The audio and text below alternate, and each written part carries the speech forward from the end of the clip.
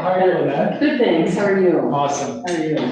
Did you, I got confused about, I think that for one of the Ward 2 selectmen, I've got the wrong address, the official ones, because it rejected on one. I did send out an email to the selectmen. I think I did everything for you guys. Okay, well, I sent one this afternoon Right. about the meeting this morning with the commissioners. But it wasn't on channel 4 tonight. Huh? I didn't see it on channel 4. It wasn't gonna be on until 6. Oh, I thought it 6 was and on 5. Oh, No, okay. no, 6. That's why I didn't see it. That's why. They didn't show it early. No, they didn't. They were probably eclipse. Was it the Metro District information? No, Information for tonight's BLS meeting? no. I have 2 documents for this email. Those would have come from Jen. Yeah, so yeah, Jen's got it. But So, okay, I didn't get nothing for you. I'll try and fix the address then. Well, then, yeah, I'll give it to you, just, yeah. It's, yeah, I'll make sure you have, I'll just go back to emails from Jen and pick it up from there. yeah, DG Mountain Company. So if you say DG, my initials, Okay, then you know it's me. okay. Yeah, I kind of always wish it's like Instagram. Here, get on. I don't know who anybody is, I wish we all just. He was warming it up for you. Okay, good. Thank you. Instead of like, this makes sense for businesses, but it's not business. Yeah, it's like, I don't know things. I can hear you.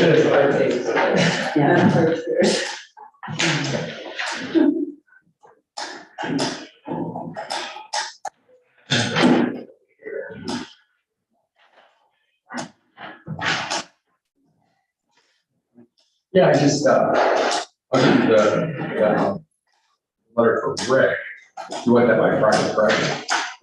Not me, it was Jerry. Jerry You got did it with you or? I just or mail? got off a little, I'll mail it to him. Okay. So he has it. I almost had pulled out that one. I Hello. would have been better worded than the last 2 stuff, otherwise it's just, Okay.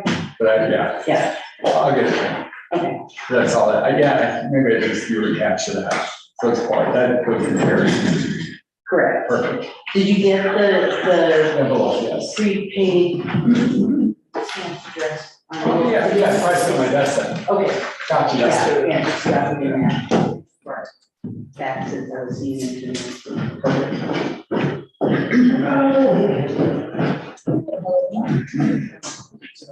I didn't know she's on your interview. Well, we're running until 6. We're short, we're short. I will be, you know, gotta take it to the board, but. Conversation. It wasn't actually just. It was Ryan. Mr. Canal, how are you? They were the consultant. They helped set up, they helped set up the Jeff Con. Obviously, yeah, right, that looks good. I always make sure I open it so it's clear that it's like, not a, well, no, Well, more like, what they're looking for Yeah. is, Make sure nothing's got. to allow time, since this was the first time. I know Springs has already made a decision. It does The other three of suspiciously us like a vodka. still need to have our boards. it would probably go quite well with it. There was too much information. But it did kind of- During it tonight, so I told them we talk about it on the 26th.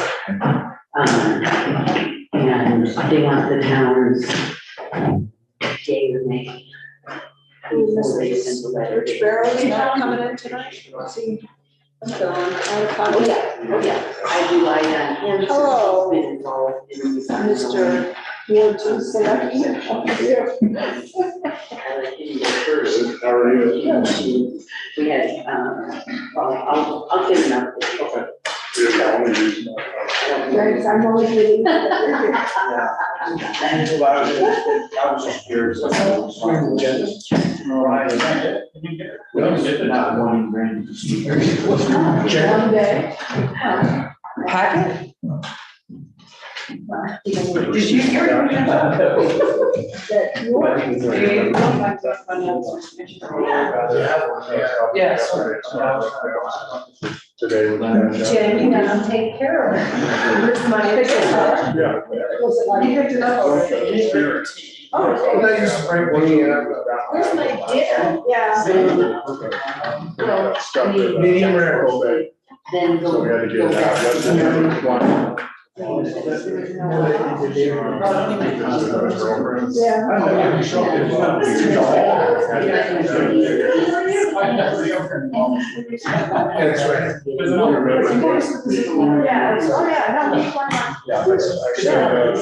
no, we want I rely on.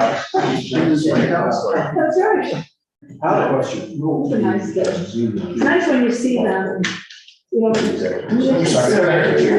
over that, it's ready to send it out if it's. Almost every morning, how we.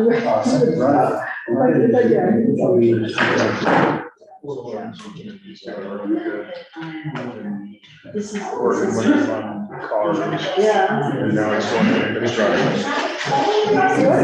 Yeah. You should put in for, he has good skills or roofers or. He's working for. Oh, is he? Right. Yeah. Okay. He'll be gone for 10 days. That's not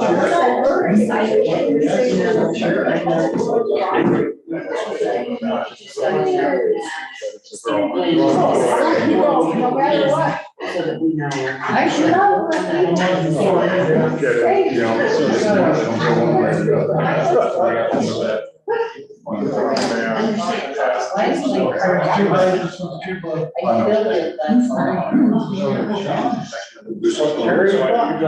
was gonna say, wow, you go way out there. Sorry, I'll put the hat back on. Jerry, you're cruel. Okay, that's,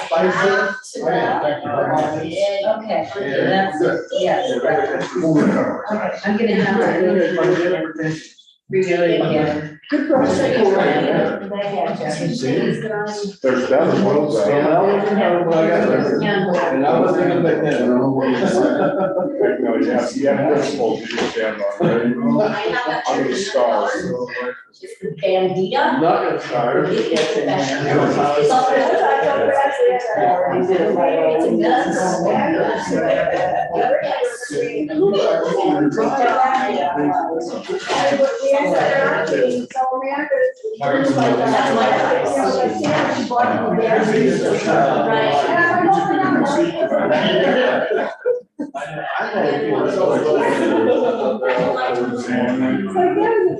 We do have an extra chair if somebody wants it.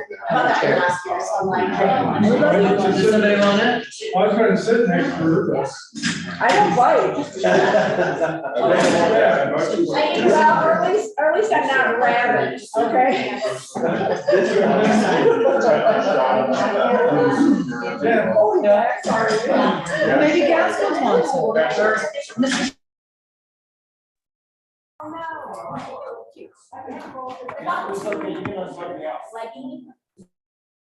I'm full of something. And I don't really like to. Just, if he loves, or she loves on the. Maybe this is the agenda of regurgitation.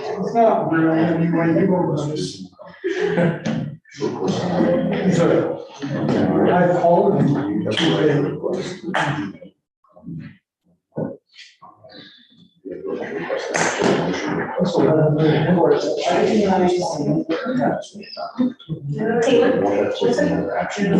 Yes, oh.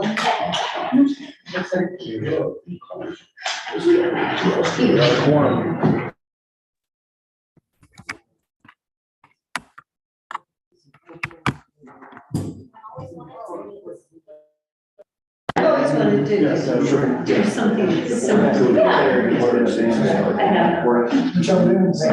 Oh, cool. This is.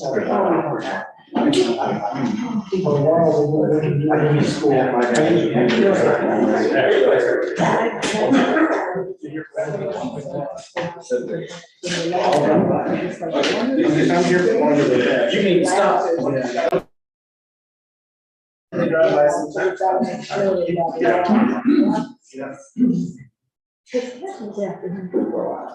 Everybody. Yeah, Oh, yeah. yeah, so you do, you gotta stay, yeah. It's just tricky.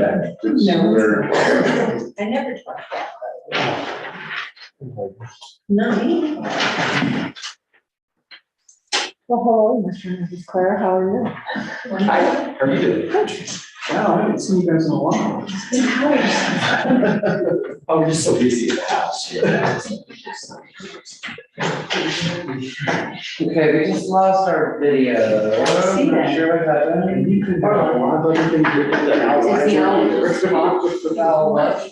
His eyes Is it the owl? His eyes are She not. wants to be. That's why I'm here.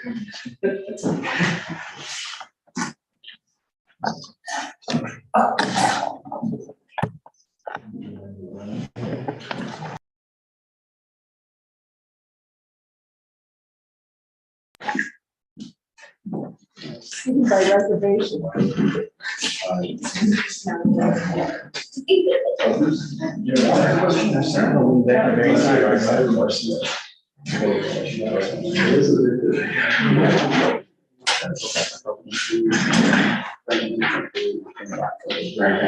Yeah. We're down enough.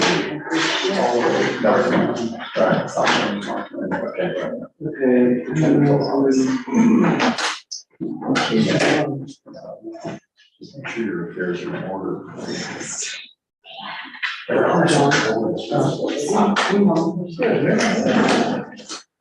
So the eyes are on. Oh, there it is. Okay, yeah, it's over here. I see John. I'm good, I know, but when I go back, I'm good, I'm going, yeah, I can do it. Life was easier. I wish it were. Anybody can deal with it. Oh, my goodness. No respect. It's all. That's what was familiar. The name company. And the bell. Oh, yeah, I know, we didn't have one, so, And it's from. yeah. Is that part of it? Those days are over. Kind of like bomb. Yeah. On bomb, there was some code or something like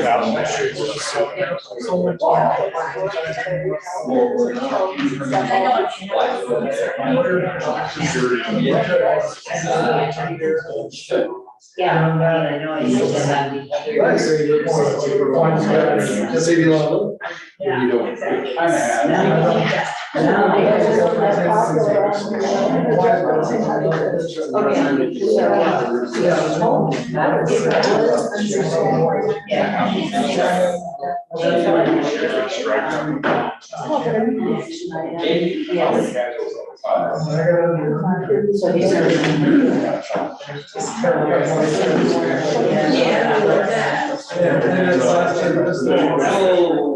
First job.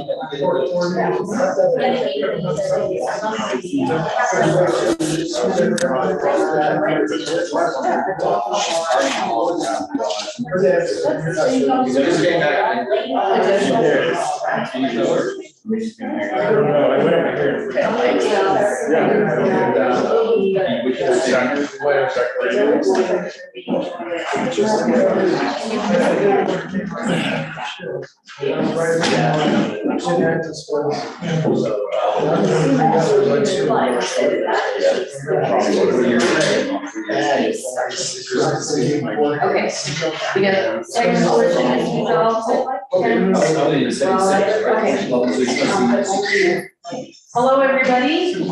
I'm gonna call the regular meeting of the Board of Selectmen of the Town of Georgetown to order at this time. It is 6:04 PM and it is Tuesday, September 12th, 2023.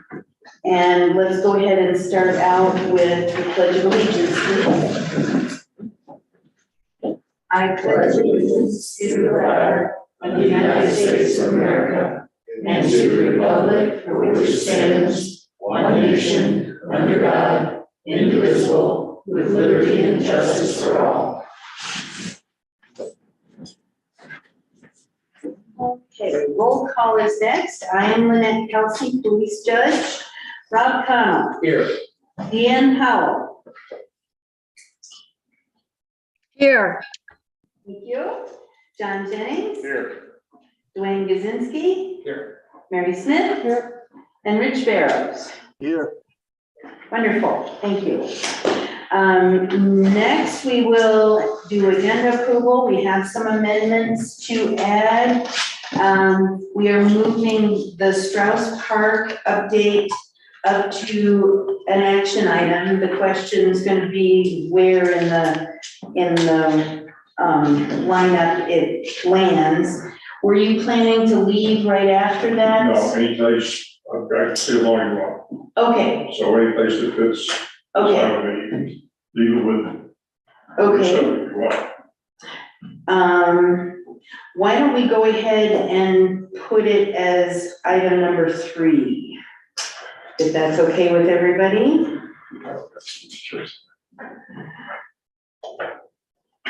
Okay. And bump the others. Then we're also adding a couple of staff items. What was not included in the packet, but was intended to be in, was an informational meeting that will be held the end of the month on metro districts. We'll go over that information later under staff items.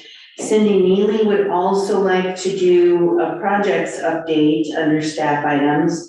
And I attended a meeting of the Board of County Commissioners today on the communications and dispatch, what's going on with that. So I will do an update from that meeting this morning. Anybody else have anything else to add or delete?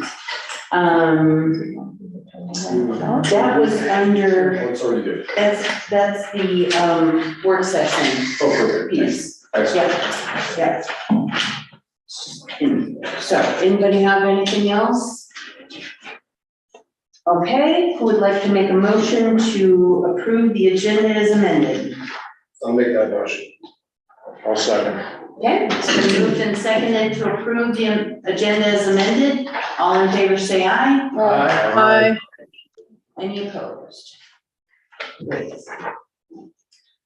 Next, we have audience business. Members of the audience have 5 minutes to present any matter of interest not already on the agenda. Do we have anybody here for audience business?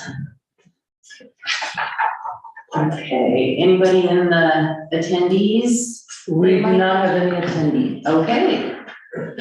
Looks like that's covered. Seeing none, we will move on. Next, we have the payables.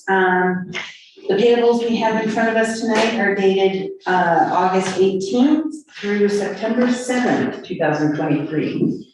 Any questions or comments on the payables?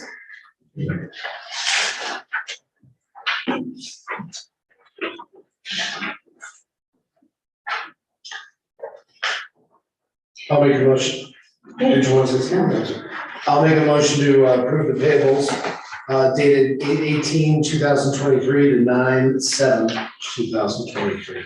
I'll second. Okay, it's been moved and seconded to approve the payables. All in favor say aye. Aye. Any opposed? Wonderful. Motion passes.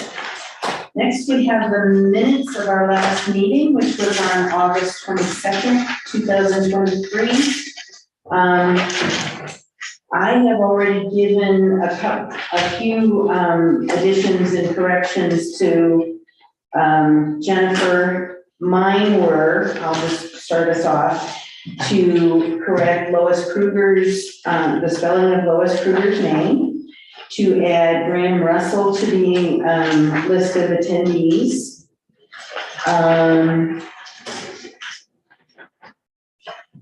To clarify under, this is on page 3,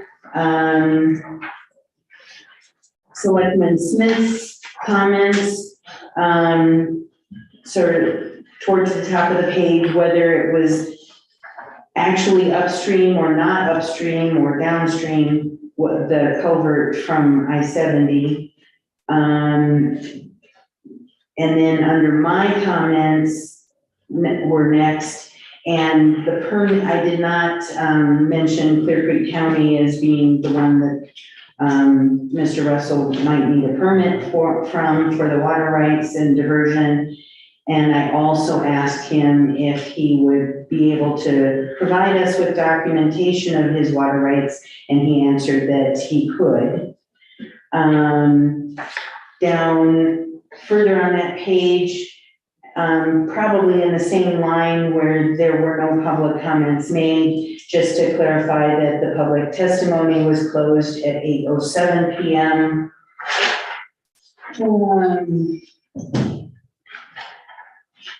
On page 4, middle of the page, to change steel garters to steel girders.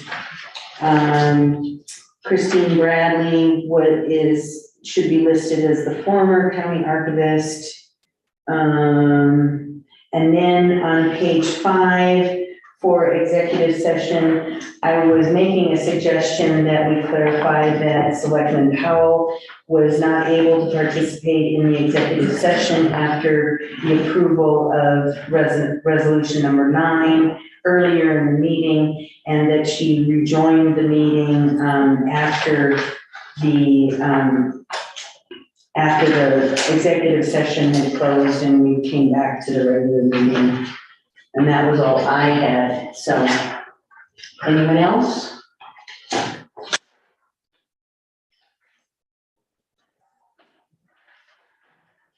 Question on the staff items, page 5. The 4th bullet, wasn't that a citizen request to bring back the bridge, not the pedestrian bridge, but the road bridge on 9th Street? Or did I misunderstand that? It was a road bridge. Because I mean, if the truck fell through it and that's why the bridge isn't there, I would assume it wasn't driving over a pedestrian bridge. No, I didn't know if she wanted it to be a pedestrian bridge. She requested to bring back a regular Okay. bridge. How's that? And it's the old school now, they don't call it the Heritage Center. Oh, really? Yeah, Yep, Okay. rebranding. we're keeping it fresh. Everybody on the toes. Okay.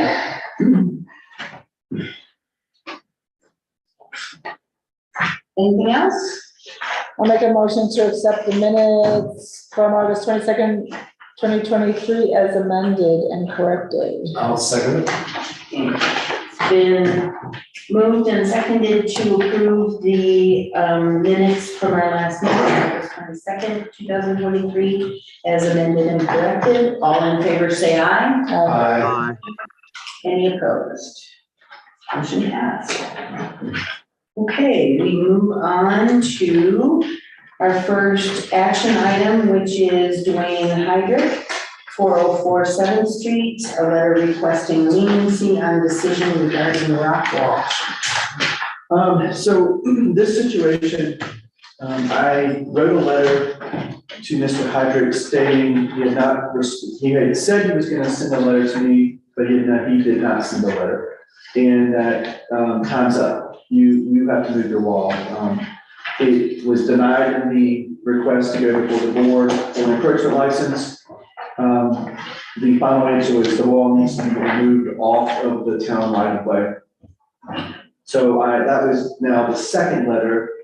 The first letter was the results that the board had said this, and the second letter was, we have given you 4 months, 5 months, and you still have not removed it. This is your formal letter from how the code reflects. It says you have now until the 25th is what the code said. So from now until 2 weeks, you have to remove your wall. And then the code then defines what happens. If there's any incurring costs for the town, that will be billed to you. And if you don't pay, then a lien would be put on your property.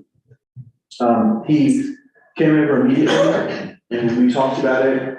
And he said that he forgot to turn in a letter, but he emailed me immediately. And I put the email in your packet. And so he was not going to be able to have his material ready to present tonight. So he's asking if the board will allow him to come on the 24th to then present why he's not been able to remove the wall all the way off the property. And he's got some examples all over town where rock walls exceed into the right of way, and his is no different than that. So he wants to be able to come back. That's why I wrote the motion kind of a little wonky of, are we gonna allow him to come back and speak, or are we gonna be done with this? Question? Isn't it an emergency vehicle, bottleneck that, because of that? I mean, that, I think Kelly, if he had to weigh in, he certainly would deny that. Well, I did ask Kelly and asked him, and he said that originally it was flagged by him because the rocks were in the road. He has removed the rocks off the road. A truck can get in there, but when we have cars and events, people tend to park over there, and it really is hard to get out. It is much wider where this area is compared to, as the street goes down, it gets more narrow as it gets closer to the bridge. So this is, even the way the condition is, it is still wider there than it is further down.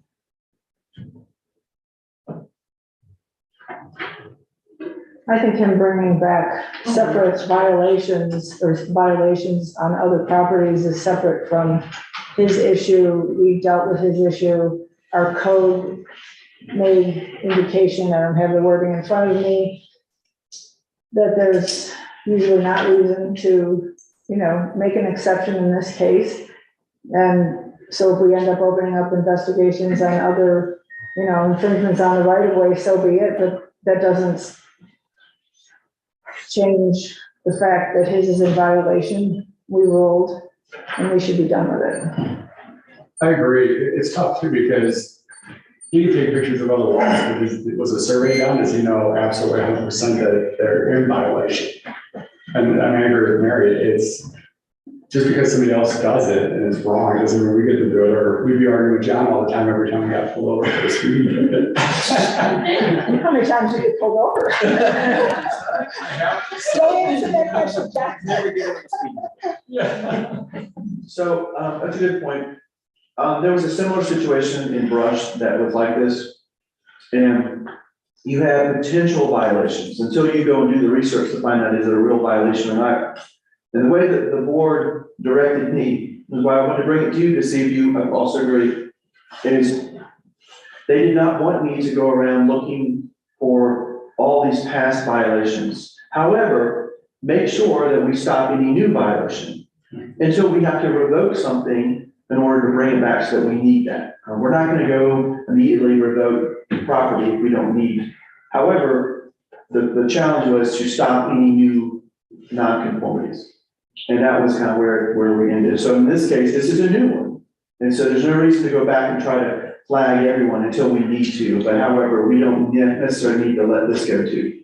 And that was the direction I had back then. John, any comments? Yeah, that sounds really good. I don't want to hear this again. Okay. Rich? Any comments? I think we already made our decision. Okay. All right, Dan? I agree with everything everybody said. It was decided a while ago. But I also feel like this is a property owner and a citizen here in town. And would it hurt to let it, put it off for another 2 weeks? I just, it seems like a courtesy that he's asking us to let him present something then. Okay. So I'm hearing the majority would like to just end it right here. Deanne would like to give him the 2 weeks to present any new material. Who would like to make, I'll make a motion. Okay, go for it. okay? I'll move to deny Mr. Hendricks to come before, back on September 24th to explain why he should be allowed to keep the rock wall in town's right away. It actually will be the 26th, will be our next meeting, so. Okay, I'll make that motion with that amendment. okay. Second, It's been moved and seconded to deny Mr. Hydrick's request. Any further discussion? All in favor, say aye. Aye. Any- Okay.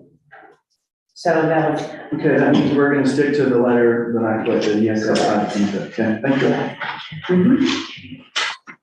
okay. Next, we have, Georgetown Police Department request for 20% surcharge increase.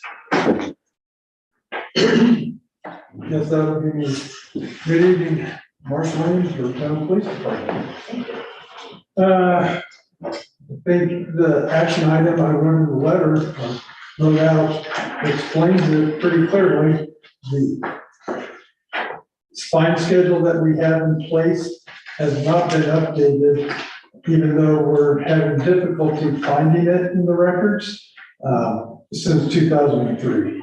I remember well because I even talked at it then, thinking going from $100 to $120 made it more difficult to have people being accepted of the tickets that have been written.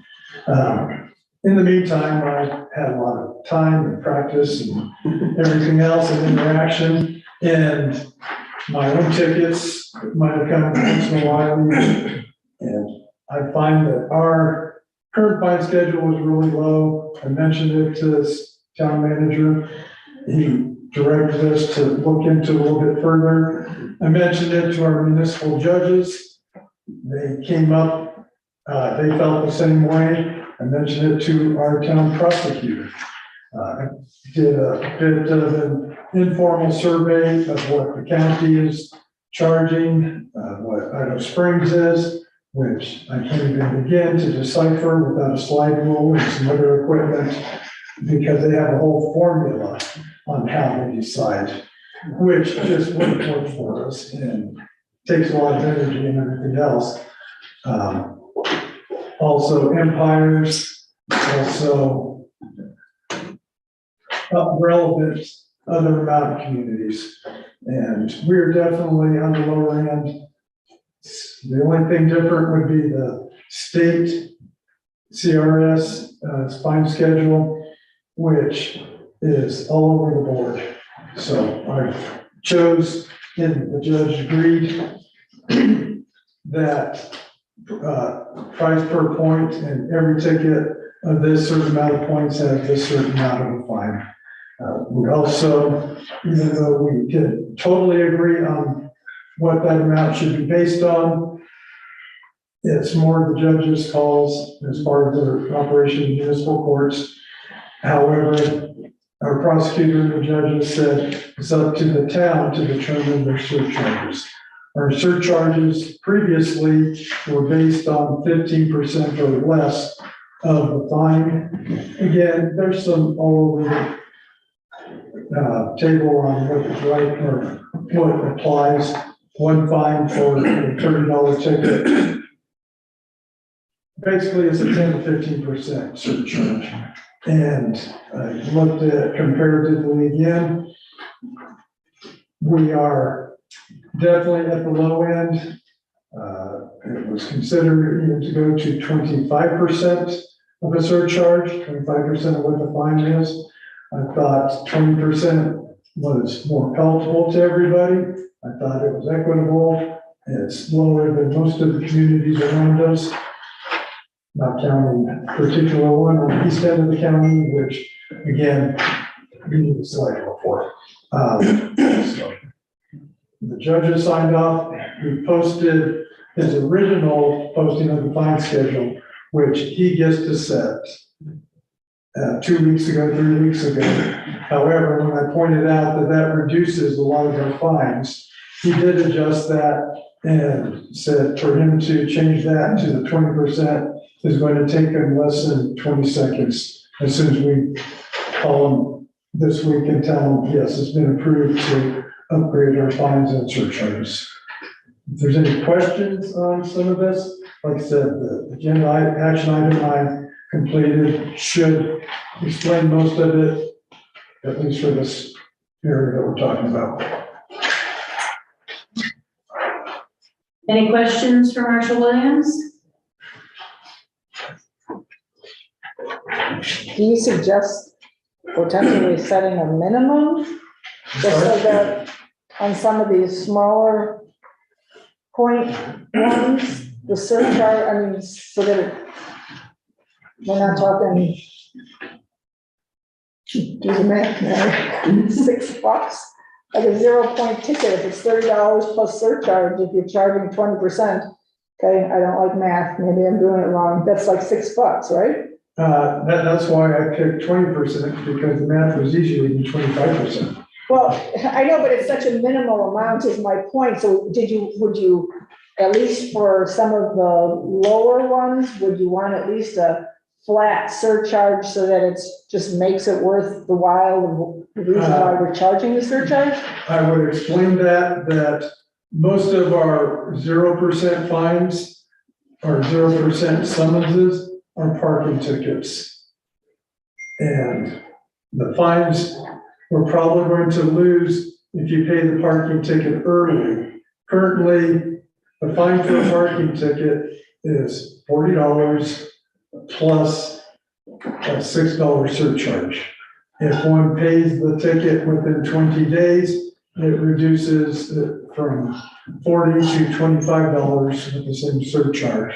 So rather than $46, it would be $31.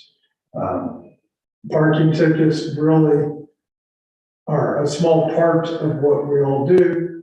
We write enough parking tickets that they exist. Unfortunately, parking tickets are, I hate to say this in an overly meeting, but are written based on an 85 percentile, where most people will pay it. There's a good number of them that will not, and there's really not any recourse for those that don't. But aren't we charging the surcharge to kind of offset our processing fees, our clerical fees, so that just the filing of it, sending out the letter, sending out the reminder, collecting it, showing that it's stamped paid in full, that still applies whether it's the fee is reduced or not. That's what, or the fine is reduced. So the surcharge to me seems That's to where be we more try of a constant. picking consistent surcharge across the board. Okay. So rather than making it less for that, and again, it's just commensurate with most of other communities. Same as in Denver, although they'll write you a $50 ticket plus a $10 surcharge. So we don't want to make it seem like Georgetown is a speed trap, is trying to build revenue on traffic infractions, which is what these all are, or even less. There are no more, traffic is no longer a crime, unless it's very few items. Traffic is a civil action, and rather than, I'm trying to keep it across the board, the town doesn't need a reputation for being a heavy fine kind of area. Oh, don't go through there, you're going to get fined outrageous. That's kind of products from decades past that I think it's just been, everybody's been trying to avoid that lately. If the single question is, what about the surcharge and what should it be? I can tell you that it's pretty consistent around the state to have a percentage surcharge applied to all tickets. And yes, some of them are less than others in terms of the surcharge, but that's kind of how it should be. If it's a ticket with a greater, cost, then the surcharge goes up. In terms of implementation, I guess I'd rely on the court staff to say this is something they can implement. That's the narrow question here, which is, how about the 20% surcharge? I do have a question for the marshal. The judges set their fine schedule. It's really just the board that's setting the amount of surcharge. So I want to make clear tonight what you're asking them to approve. We're Not asking this- to approve the surcharge. Yeah, not The this. judge has posted the fine schedule. Yeah, so you're asking for a motion. We're asking for a motion to, raise the surcharge from what was 15% to 20%. And that'd be the motion, because there's a lot of material here. I wouldn't want the board thinking they're approving or not approving various fines, because they're not. So we're basically. You're approving the amount of Surcharge. surcharge. Yeah, just the 20%. Yes, yeah. So you're asking for a 5% increase in the surcharge, period, end of subject, right? And that'd be a proper motion. So moved. Second. It's been moved and twice seconded to approve the 5% increase in surcharge. Any further discussion? All in favor, say aye. Aye. We didn't hear you. Okay, I didn't, but, okay, any opposed? If I hear nothing, then we're good, all, motion passed. Wonderful. Okay, item number 3 is Bob Hamilton with the Strauss Park update. In your packet, you should have the August 31 status report. And I'm not going to go into detail on that, other than say that we are about at the point where we plan to be end of August, early September, where we would have the work that would be done in the town's budget. We have 2 proposals, one for 75,000, the other for like 28,000, I think. And we've spent pretty close to those numbers. We spent about 91,000 to date. We have been approved with the grant, which will give us another 255,000 plus a town match of 56,000. The bad news is we can't really start spending that money until we have a contract with CDOT. We don't think that's going to occur until mid-November, late, early December sometime.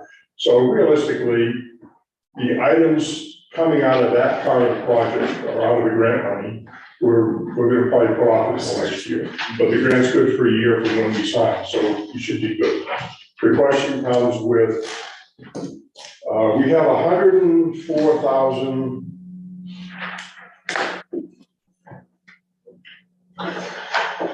We have about 113,000 of town funds left.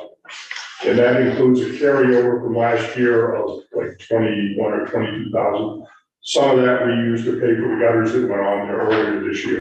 So the bottom line is we have, if we take 56,000 out of and put it aside, we say, okay, that's to cover the matching funds for the grant next year. We would have about 56,000, 57,000 left to spend this year. The question comes to the board, what do we want to prioritize? What do we want to do? And there were a couple of thoughts. We could start working the parking lot, which I've got some pricing for that, but we still need to get that firmed up because there's a lot of excavation work there. I met with Cindy today, and she had a couple of good observations. One of the things we deferred till next year was to do the sidewalk on Rose Street, to replace that sidewalk that runs along the path that's all a bunch of pieces. That would cost us about 25,000. Another thing we could do this year would be to pave the area immediately outside of the restroom and the tunnel into the park. That's intended to be concrete. So that would make it, nice during the winter time and, to get in from the park into the restroom. What you see going on there now is pretty much the way the park's going. We'll clean it up. We'll bring some more, fill in material and level it up a little bit, but it won't, we won't be paving it this year. So we'll clean it up and make it serviceable. So that's kind of what I'm asking the board for is some direction on, first, do we want to go ahead and continue down and continue spending some town money and put a reserve, put half of it into reserve for the matching funds for the grant next year? If you want to do that, then what do you want to do? Do you want to get the sidewalk and the paving, or do you want to get started on the parking lot? My original thoughts were we could take the whole 103,000 and do the parking lot. But in talking with Cindy today, she thought it would be smarter to keep that 56,000 in reserve for the matching funds. And, you know, and I agree with that. I think that's probably a better thing to do. So it's kind of, well, that's the attachment paper. September 9th. It doesn't talk about the, you know, splitting the two pieces. I just told you about that. So kind of where we are, just looking for direction from the board on what do we want to do next. Because any of those items are outside of the scope of the grant money. Correct? This, The paving for the sidewalk is outside of the grant. what about the sidewalk area or the concrete between the restroom? We can play it either way, the way it's worded. Because we'll still have concrete work in the parking lot, so we can use that budget. So Mary, if we don't take that extra 20-some-odd $1,000 this year and spend it, does it? The 50, the match, are you talking? No, if we keep the 56 match protected and we still have We 25, can take 30. the 20,000 that you're thinking of and apply it towards putting stonework on that, the seat wall. We're putting stonework right now, and that's already covered on the fire pit, so that's gonna have the stone around it.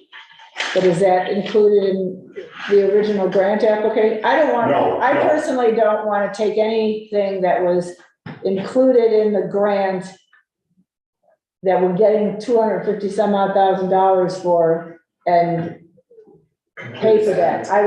We'll wait. What's another year? 6 months, Okay, winter. 9 months. That's what's in 6 months. No, I agree, and that's, So that's why I'm just the trying. the parking lot was the predominant thing. The parking lot and the sidewalk along Rose Street were the predominant things for the money for next year that would be town funded. Everything else was in the grant, Okay, but it's gray on whether we want to spend some money to go ahead and do the concrete up by the restroom. We Okay, can so have that let's- go either way, and it won't affect. I was gonna say, that's probably pretty important, because if you've got a bunch of snow, and we've got Christmas market, people are gonna want a, smooth pathway to the restroom. but I don't want to lose money. I don't want to spend money if we're getting it in the grant. I don't want to Oh, spend that may town be money if it. that's grant money. But Mary, we're already, what did you say, $50,000 over what the grant's gonna cover anyway. We're gonna still have to come up with money. We're gonna have to come up with money for next year, yes. So you just leave that concrete portion out. We're still gonna have to pay for it. Okay. So just an ask, does that money, if we don't spend it this year, the park money, not the grant money, not the 56 match, blah, blah, blah. The sales tax money will roll over. Okay, I just assume they spend it all the way down this year. but we wouldn't lose it. in No, that park no, stuff. no. Okay, because No. I didn't think so, but I just wanted to confirm that. Yes. Okay. Okay. Deanne, I saw you had a hand up, yes? Yeah, I want to know what the sidewalk on Rose Street and the parking lot, what does it mean when you're saying, pave it? What exactly is that? The sidewalk on Rose Street will be flagstone, like the other sidewalks in town. It'll be the 5 foot deep and then it'll vary from 18 to 24 to 30 to 36. So it will look like all the other flagstone sidewalks in town instead of the cobbled up mess that it is right now. What about the parking lot? What's the plan on it? Is it gonna be gravel? Is it gonna be what? The current plan is for it to be gravel paved, which is essentially gravel, but it will be on a buried grid to keep it from, it'll have better water retention, and it'll be, pervious like the ground is now. But it will look like a gravel parking lot. We do have I got an option price to pave it with asphalt. It looks like it might be about a little cheaper to do it with asphalt, depending on what it costs, the difference in excavation costs. But that's something we need to get the details worked out a little more on. The problem I'm seeing is that we're starting to lose the feeling of quaintness, like putting the Rose Street sidewalk sounds just fine. But if the parking lot gets paved, it's gonna look too slick and too modern. Gravel is acceptable, but all of that can wait till next year. The only reason I see for doing anything would be the cement work by the restroom, and that's just because we'll save a heck of a lot of money for not having dirt tracked in there and our cleaning people having to clean it up every 5 minutes. So I like the idea about putting a buffer around those, but I don't like the idea of paving the parking lot. I think it needs to be gravel.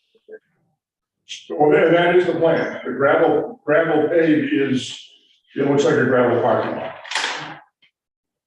That's what the plan is, the current plan. Does the sidewalk help us with the other proposal, Rick, with what the school is expanding their sidewalk area? Because I know we're kind of back and Did you forth. want more pieces of broken up flagstone? No, we need more. Different area. Okay.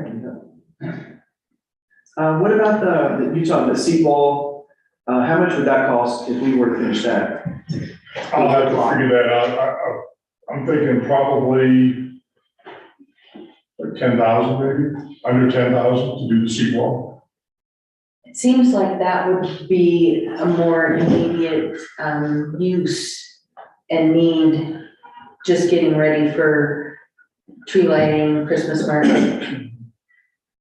And if it's not, Well, I mean, you huge could take expense. 20,000 out of that. We could. I talked with Cindy, and we have to go by what's for the grant match. We have to go by what's described. yes, And it's pretty general, like we said, veneer stone. And we weren't horribly specific. And we will have veneer stone because all the foundation work will all be covered with veneer stone. So we can do that. So it's a matter of how we write the bill, get the invoice put together. What will it look like if the siding on the pit isn't done? Will it look like it's in progress, or will it look okay but not finished? The siding on the seat wall will look exactly the way it looks now. It would be the brown concrete. The fire pit will be done, and matter of fact, it'll probably be done tomorrow. As far as the stone, we're gonna get the cap to put on it, but I'm gonna get a delivery time for that, but Ryder's putting the veneer stone on the fire pit right now. It's about almost half done. So tour on by there and take a look at it. I think it looks really good. It looks like it's the, what do you call it? Dry stack type stuff. So it looks like the rest of the town, or the park. And the countertop is all done, and the booth for the concessionary, that's all done. any other thoughts or comments? What I was gonna comment was, whatever we can do to use that money to get ready for Christmas market would be a plus to me, because it's gonna look good. And so. What does Parks want? What does Parks want? Well, parks and recreation, our parks and Business promotions. business promotions, I met with them. I'm glad you brought that up. They wanted the veneer stone and cap wall on the seawall done. They wanted the light poles to go up. And they wanted to, maybe look at installing salvage flagstone around the fire pit, which, basically just have an installation cost for that. Would, whatever Rick doesn't use on his sidewalk, we could do that. But most of the lights are The included. in the the grant. lights are in the grant and it's big money. It's like 20,000 just to buy them and then it's another 20,000 to put them in. I mean, we're all set to put them in, short of running the wires. I mean, all the underground stuff is done. But that really needs to stay in the grant because it's a big chunk. It's the flagstone and the rest of the electrical are the big chunk that's in the grant. The other stuff is fairly So small. Parks' priority was the veneer on the, Yeah, we're basically because of what, and I certainly agree with that. And I can come back with a more definitive cost on that. want to weigh in on that, Mr. Parks? I just agreed with what they, I'm behind Bob 100%. So that's what I do. So it sounds like we should be supporting Parks' priority with the smaller expenditure that's outside of the scope of the grant, which is the veneer around the fire Well, the fire pit, yes. Yes. The seawall. pit, or the seawall. And that's a gray area where, we could take, we have the money to do it out of our own pocket. And I don't think we won't jeopardize getting reimbursed for veneer stonework out of the grant. Okay. The amount of money that we have, I mean, let's say we figured that was gonna be 30,000, it may only be 20,000 out of it, coming out of grant money, but we'll still get paid for the 20,000. I would say the sidewalk would be really good, especially for liability reasons. It's gonna make the park look pretty sharp. I like the idea of the breezeway, finished with some sort of a concrete surface. Yeah, and tying it into the restroom. So, I mean, it's about, to pour the concrete through the breezeway is about $6 grand. I think it's about $8 grand to do just the area up by the parking, up by the restrooms. And that'll clean that up, and the observation someone made about keeping people from tracking dirt, it'll help for sure. Yeah. Seems like a good plan. If there's extra money. And then, we have, it sounds like we have enough money there to do the seawall as well. Yeah. I have one more question. In that concrete plan for the back area, would that also include some of the drainage stuff, or is that's next year? That's part of my stuff. Yeah, just we've got about a 9 3/4 inch drop from the bottom of this door to the pole line in the street, which over 100 feet, it's not 1%, but it's close. You need to drop about 2 inches on his end. That's not bad. We move this to an action item, are we looking for a motion? I'm sorry? We move this to as an action item, are we looking for a motion? I believe we are, because it does involve spending Right. of significant amounts. So let's see, I, Borrow the abacus from Randy. For the slide rule, sorry. how would you form that? And say we have to use. So can you list again well, The three items that we're talking about is to take and earmark the match money for the grant and put it in escrow for when the grant gets approved. let's just focus this motion on what we would like to spend Next, in this year. okay. Whatever's next year is next year, but what you would like to spend money on this year. We want to spend up to $56,000 to replace the sidewalk on the east side of Rose Street that runs along the park. with flagstone. Or put the concrete walkway in between the park and the restroom. And put veneer stone on the seat wall around the fire pit. Those 3 items, All under 56,000. all within the $56,000 budget. Oh, okay. So I'll make a motion to direct town administrator and staff to spend the 56,000 on replacing the sidewalk east of Rose Street, concrete walkway between these the restrooms and the breezeway, The park, yeah. the park, and then the veneer stone For the seat. for the seat wall. Excellent. I'll second. Okay, it's been moved and seconded to approve those expenditures. Any further discussion? All in favor, say aye. Aye. Any opposed? Motion passes. Thank you. Thank you. Thanks, Bob. Next, we have discussion on resolution number 9, series 2023. And I think Jerry's gonna start us off here with a report.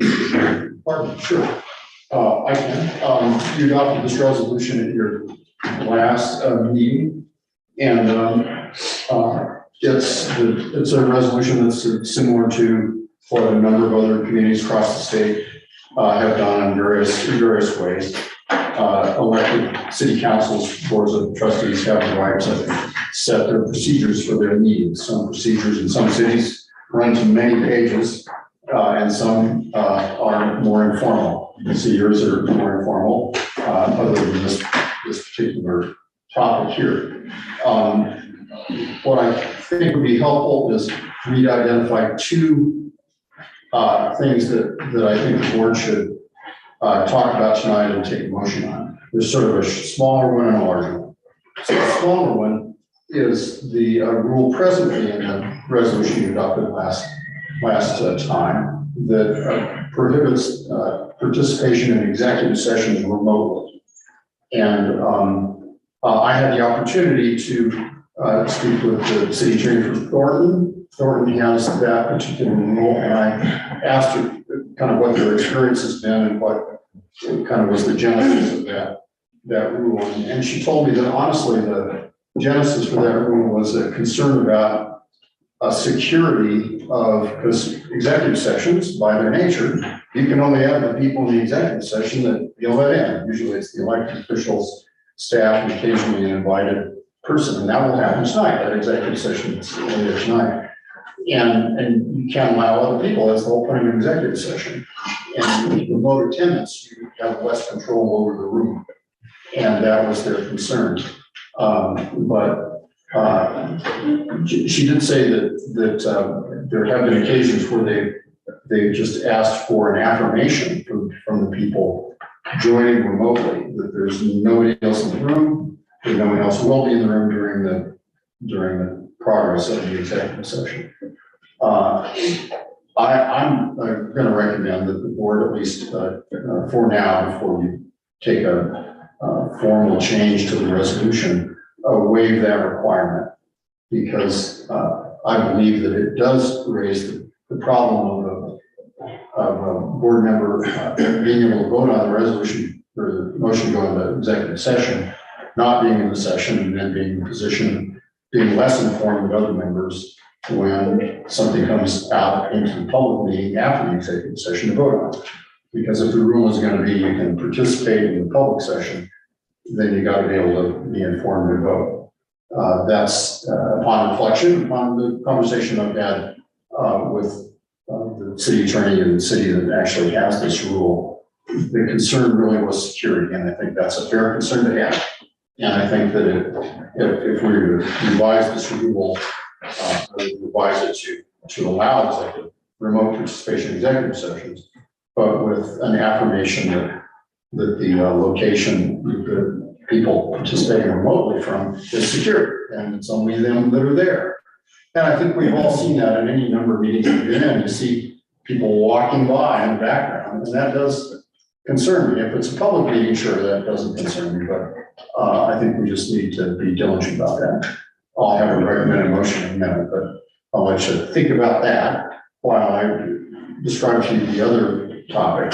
And this is one that was raised by Deanne, it's fair for her to raise this, that she has indicated that she's cannot and will not choose to, at least so far, participate in these meetings in person. And I can give you sort of the short course on the law around that, but it would be helpful, I think, because Lynette did reach out and had a conversation with Deanne. It'd be helpful for Lynette to report on that conversation. We can hear from Deanne and maybe the sort of short course. And I have some recommended path for you on that as well. So, Deanne did send an email that explains some of the health difficulties she's been having. And then I called her. We were not able to meet in person, but I did speak with her on the phone. And she explained in more detail that ever since she had a vaccination for COVID, she was in that first group after the first responders that were allowed to get the vaccine, and she had a severe reaction to it. She was very sick. And ever since then, she's not had any further vaccinations, but she still experiences illness when she's been out in public, even if she's masked and careful.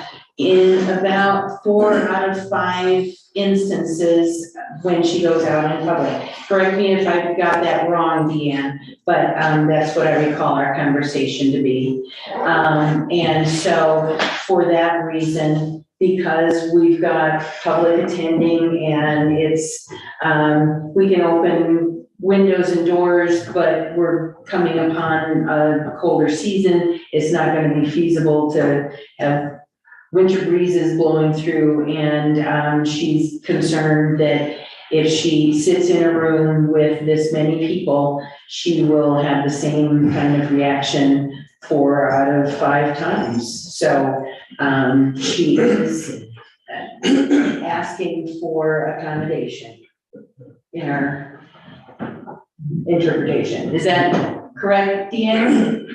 Yeah, I need some kind of dispensation because I when I catch whatever is passing by, I end up ill absolutely for 3 days, sometimes as long as 2 weeks. And that's my whole life. So I can't come to a meeting and then be sick for the whole time in between, and then come to another meeting and be sick again and not have any real life on my own. You know, it's just not feasible, and it's too much of a risk and too much. I need some dispensation that I can keep coming remotely and be able to come to the executive sessions. Thank you. One other item that she did mention to me, I did ask if she'd gone to a doctor about this, and she said, no, she had not. So, is that correct? Yes. Okay. What is involved here is, and I've done plenty of research, and this is an amendment that comes up in cities pretty frequently, normally for employees, and it's governed by the ADA, the Americans with Disabilities Act.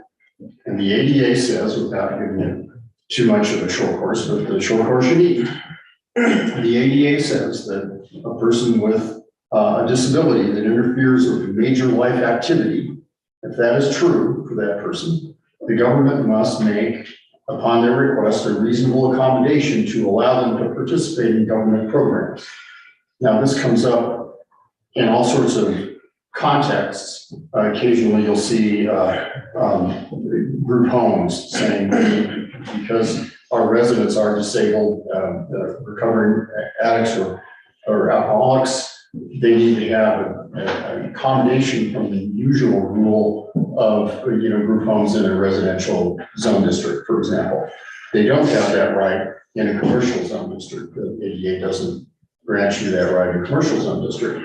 And I've had to process any number of ADA claims. Another example, which is a little closer to what we're kind of here, is if you have an employee, the employee's job duties require that employee to lift items of 30 pounds or greater. It's a public works employee, and they've got to do that. And the public works employee says, I can't lift, I've got a disability, I cannot lift that amount of weight. I ask for an accommodation. What the employer will do in that circumstance, and I've had the occasion to advise cities on this, is say that's fine, that's your request, but the city is not obliged to simply rely upon the statement of the employee. They can't.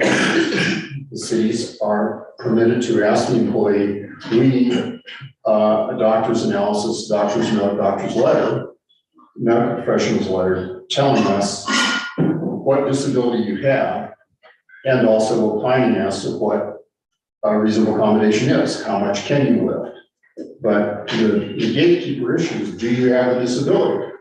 If you don't have a disability that's medically recognized, then the ADA is not triggered, and the government is not required to provide a reasonable accommodation, whatever that is. And that, of course, in this particular case, could go all the way from closing off part of the room to continue to allow full remote. And I don't think we're even to that point yet, because the gatekeeper issue is, do you have a disability? And in this particular case, the board is really the employer for each one of you. No one else employs you. The board really is your employer. So you're in the position of the employer, and each one of you is in the position of the employee. If any one of you, as Deanne requested, said, I have a disability, I need an accommodation. So that brings me to what I guess I would recommend, because you are not required in the law to simply rely upon the statement of the person. Just as if that public works employee says, I can't lift this much, show us that that's true before we go through the effort of changing our workplace rules to allow you to continue to work light duty or something like that. It happens all the time. So it's fair for the board to ask Deanne for an actual doctor's opinion with respect to what disability she has and what accommodation would be a reasonable one in the doctor's opinion with respect to her role on the board. Now, that doctor's opinion is not something that you're required to follow. That is information for you. In the end, it is you that makes the decision about what accommodation is reasonable or not. And as I say, we're not to that point yet, because you have to get past the gatekeeper question, which is there a disability that's medically recognized? What's the evidence of that? And it's fair for you to ask for that. So in terms of things that I think you have the right to act on, the easy one is probably this remote participation for executive sessions, and I can fashion a motion. But with respect to Deanne Powell's request to be able to continue to participate remotely because of her illness, it's fair for you to take a motion to request that she provide medical evidence of that illness and find what disability that is. We probably should discuss that a little bit. We should hear from Deanne on that subject. But in order to be able to process her request, which she has made, she's made it orally, she's made it in writing. In order to be able to process that request, you need the base level information, which is what's the medical diagnosis here, so that we can take the next step if it's required. Questions? Comments? Deanne, questions, comments about that? Part of me would like to be sympathetic to what you just explained. However, I'm sitting here charged with the responsibility of agreeing to or not agreeing to the, for example, money the town spends, all sorts of very responsible and fiscally responsible things. And yet it's not enough for you that I'm saying that I get sick every time I turn around. That's insulting and bureaucratic to ask me to go to a doctor. That my word should be enough, because my word's enough for the town to spend thousands of dollars on whatever. It just, I find it insulting. Well, my job is never to insult anyone, and as you know, I'm a respectful person, and I've never accused others of insulting me, so I'll let that go. But I'll tell you that the ADA says that the employer in this case has the right to request that. That's not something that I make up. It's not something the ADA makes up. The ADA and the case law says you have the right, before you make changes to your program, to determine whether the person has a qualified disability. And I understand what you're saying, but respectfully, I don't agree. The ADA allows the employer, in this case, the board, to. I'm my employer. I'm not paid anything. Hear me out. I never interrupt, you know. I try not to. My mother told me never to. The employer, here's the board. There's no one else that supervises its members. I don't supervise the members. Rick doesn't. You each collectively do that. It's the only body that can do so. So if the board says, fine, we're going to take you to your word, that's their choice too. But I'm telling you that the case law of the ADA says the employee's opinion of their condition is only one of the factors you consider, and you are absolutely not bound by that, and you have the right to request reasonable medical information, just like we have the right to request that that employee who says they can't lift 30 pounds, gives us a doctor's note, says can't lift 30 pounds. That's just how that is. I understand you disagree. I'm sorry you're offended. That's not what I do, try to offend people, but I tell them what the law is. And if you're offended by the law, I can't do a lot about that. What is the definition of employee or employer? Let me tell you this, the definition of employee is irrelevant here. No, it's very relevant, because I'm not an employee of the board. I'm a member of the board. There's a huge difference. I'm not paid anything for being on the board. Employees are paid. It's my mistake for using the employee analogy, because the ADA applies to employees. It applies to the people that are coming here in the meeting tonight. It applies to land use applicants. It applies to people who are trying to use disabled persons that are trying to use sidewalks. They aren't employees of the city either, but they can claim a disability and say you need to allow, for example, I just went through this case, person saying, I need a mobility assistance device, and I need to be able to use that on trails that say no motorized devices. I need an accommodation. That person came forward, presented appropriate medical information documenting the disability, and the city changed a bunch of signs on the trails. The point I'm making is the ADA, I use an employee example for the ADA, but employees are just one of the many categories of persons. You're also in that category of persons that under the ADA is requesting an accommodation. And under the ADA, the people requesting an accommodation need to be reasonably requested to provide evidence of the disability that qualifies them for that accommodation. I can't change the law. It's much broader than just employment law. That was a useful example, but it's much broader than that. It applies to this recreational trail user I described. It applies to the people that are in the room tonight that aren't employees of the town. It applies to the world, because the ADA applies to anyone, qualified individual with a disability that affects their major life activities. You have to be able to reasonably know what that disability is. And to reasonably know that, it is fair, and the cases allow, in this case, the board is the only body with authority to ask, allows them to ask for that information. I'm asking the board for dispensation to be able to continue via remote. And I'm also asking without the stupid doctor's excuse. That's just a song and dance and bureaucratic stuff. The board can, the same way they put this in last week without thinking it clear through, the board can just say, sure. Okay, we're gonna hear from all board members, so I'm gonna move on. Rich, did you have any comments on this? Yes, absolutely. I'm having surgery on my hip replacement next month on one of our board meetings.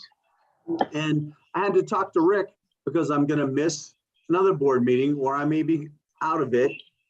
But I'm not gonna be able to do my job as a selectman on this board if, what if something goes wrong medically that I can give a note to and I can't get up and down those stairs? Well, guess what? Then I have a decision to make because if I want to be a very effective selectman, I can't be on this laptop. I need to be there at the meetings. And because there's so much more to human interaction when you're actually at a meeting. So if for some reason something goes wrong, I cannot attend the board meetings, then I'm going to have a decision to make, much like you have, Deanne, and that is whether you can effectively do your job that you volunteered to do. It's still a job and it's your responsibility to decide if you can do it or not. And that means you're probably going to have to show up to do your job.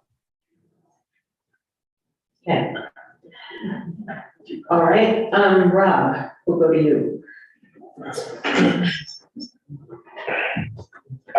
You gotta prove that you got an ailment. If you have a legitimate ailment, going to the doctor should be no problem. Okay. William? Because Jerry mentioned different things, but what is one of the biggest things out there, handicap parking? You don't get to park in a handicap spot without having the proper stuff that you need, a license plate, et cetera.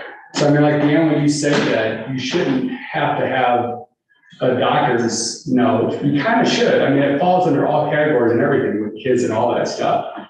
The other side of the extreme, I like to look at extremes.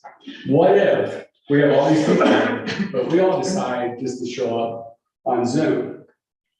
You see where I'm kind of going with that? I'm like, that would not be fair to any of these people here. I mean, we all represent it, and we've kind of gotten by with it, and sure, stuff happens.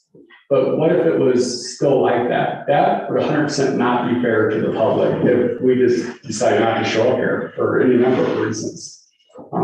That's kind of what I have to say. Okay, thank you. Yeah, I just like to go with the ADA requirements and check the box. Okay. I agree, and I think a big part of our job is being available to our constituents and being available to all of the public. I don't care which ward any of you live in, you can come talk to me and about the town. And we didn't just pick this up and pass this without a lot of discussion, this wasn't done in a frivolous matter. We feel that it's hampering our ability as a group by not being here and not being present for the community. Okay. We're going to come back to you, Deanne. Do you have any further comments on what the others have said? I obviously disagree. And I think that we are a small enough town that we should be able to just decide what we need to decide. And it seems totally reasonable to me to ask you guys.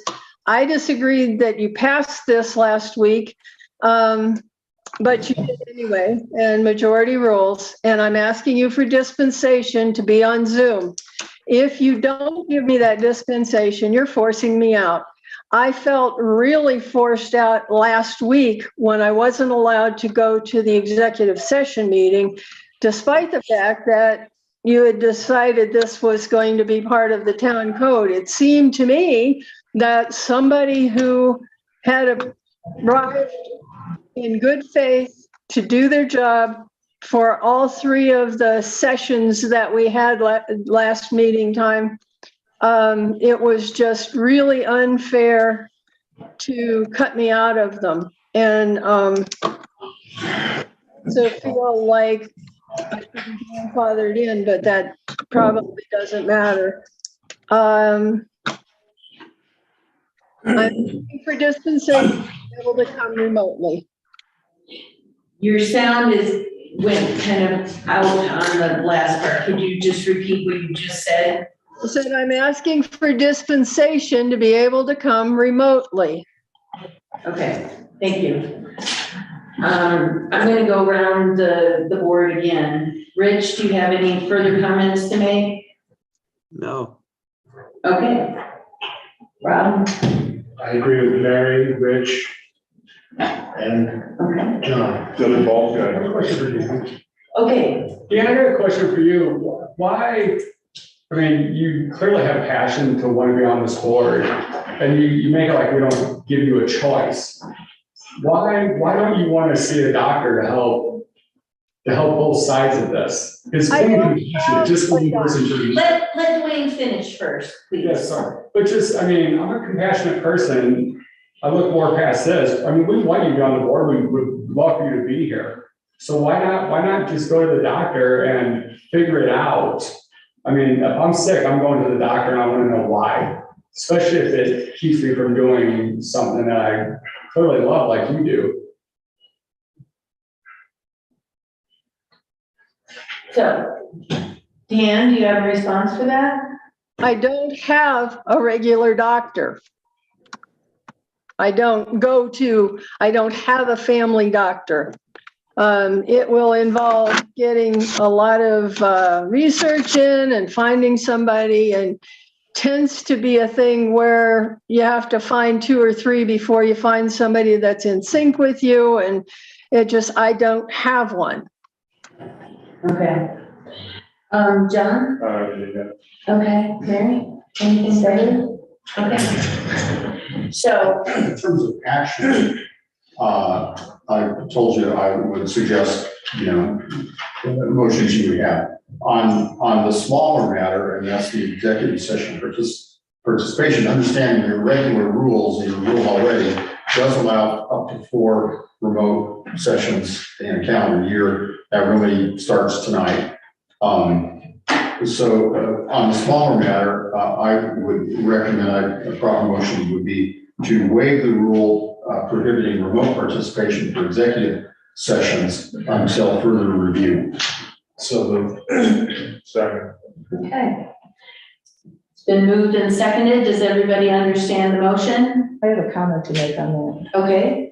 I'm under the impression, and I'm sorry I didn't do my homework and bring it all here, but I believe that there's some pending action in some of the other counties in school board situations where actions have been taken in executive session where the participants were zooming in as opposed to being in attendance, and the confidentiality of it or the breach of that.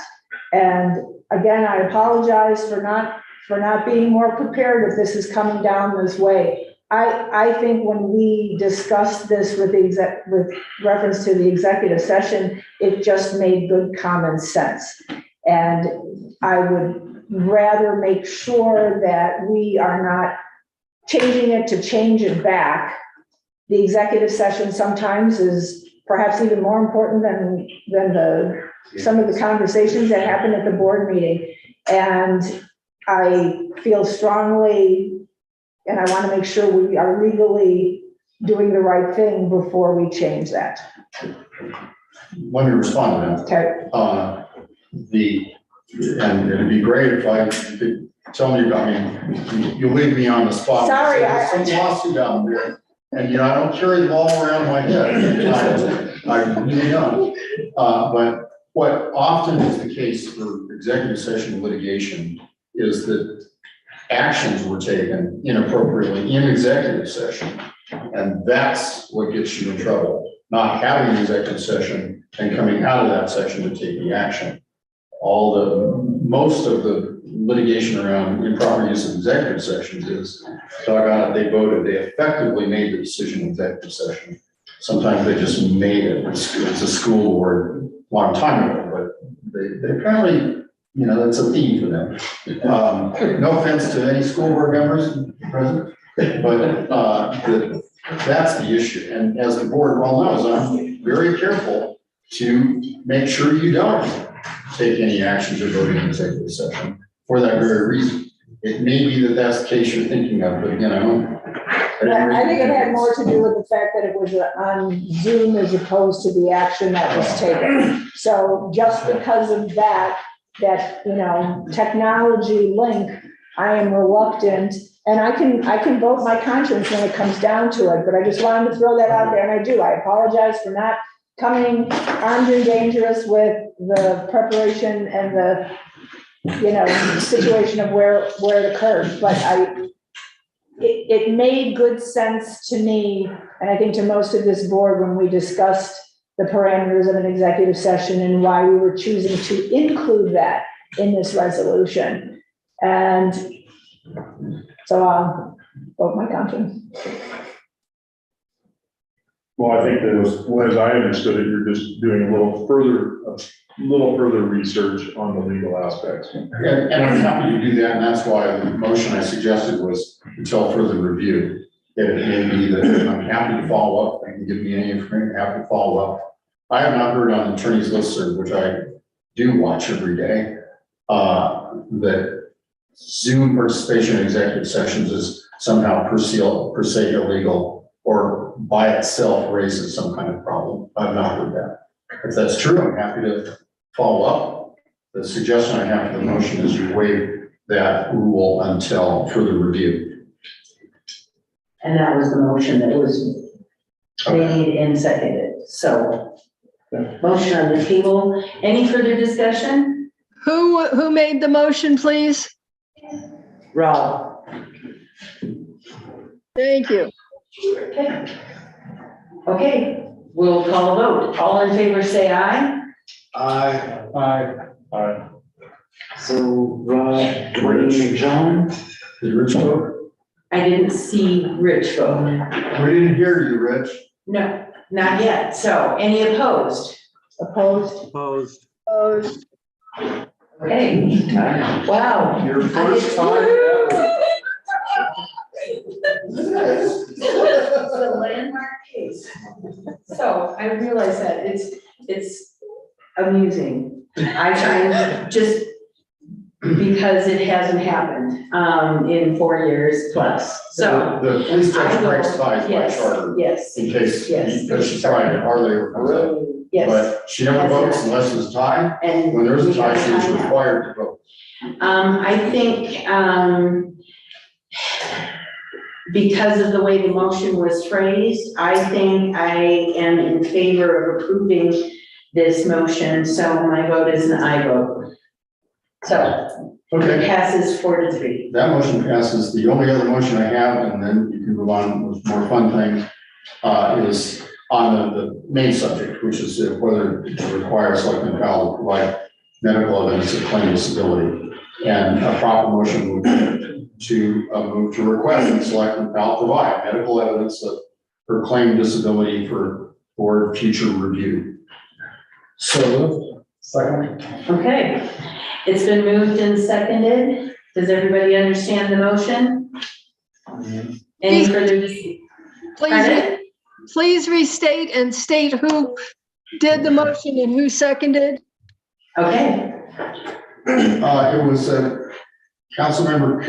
Board Member Cannell made the motion to request Selectman Powell to provide medical evidence of her claimed disability for the board's future review. And it was seconded by Mr. Kaczynski. any further discussion? All in favor, say aye. Aye. Any opposed? I'm opposed. Okay, thank you. Motion did pass. Okay. Next, we move on to, actually, item number 5 is code violation at 1211 Argentine Street. Okay, so this one is what's currently called Crazy Horse. So if you're familiar with that property. This is my second letter to them. In the code, this is why I have to bring this back, because in code section 18.20.140, it says any sign together with its sign structure now or hereafter existing shall be removed within 60 days after the activity, product, business, service, or other use which is being advertised has ceased or vacated the premises. This provision shall not apply to signs officially designated as landmarks or to permanent signs accessory to buildings or businesses which are open only to a seasonal basis, provided that there is clear intent to continue operation of business. After 60 days, an appropriate notice to the permit holder and the property or business owner, a sign shall be declared abandoned by the Board of Selectmen and may be treated by the town as abandoned property. This has been well over 60 days. This business has not been a legitimate business, has not paid their business license fee in years. And so I did communicate this back in July that they have exceeded their 60 days and that this letter was to say that this is going before the board to be declared abandoned. And so that's why we're here. So any questions for Rick? Rich again. Do that.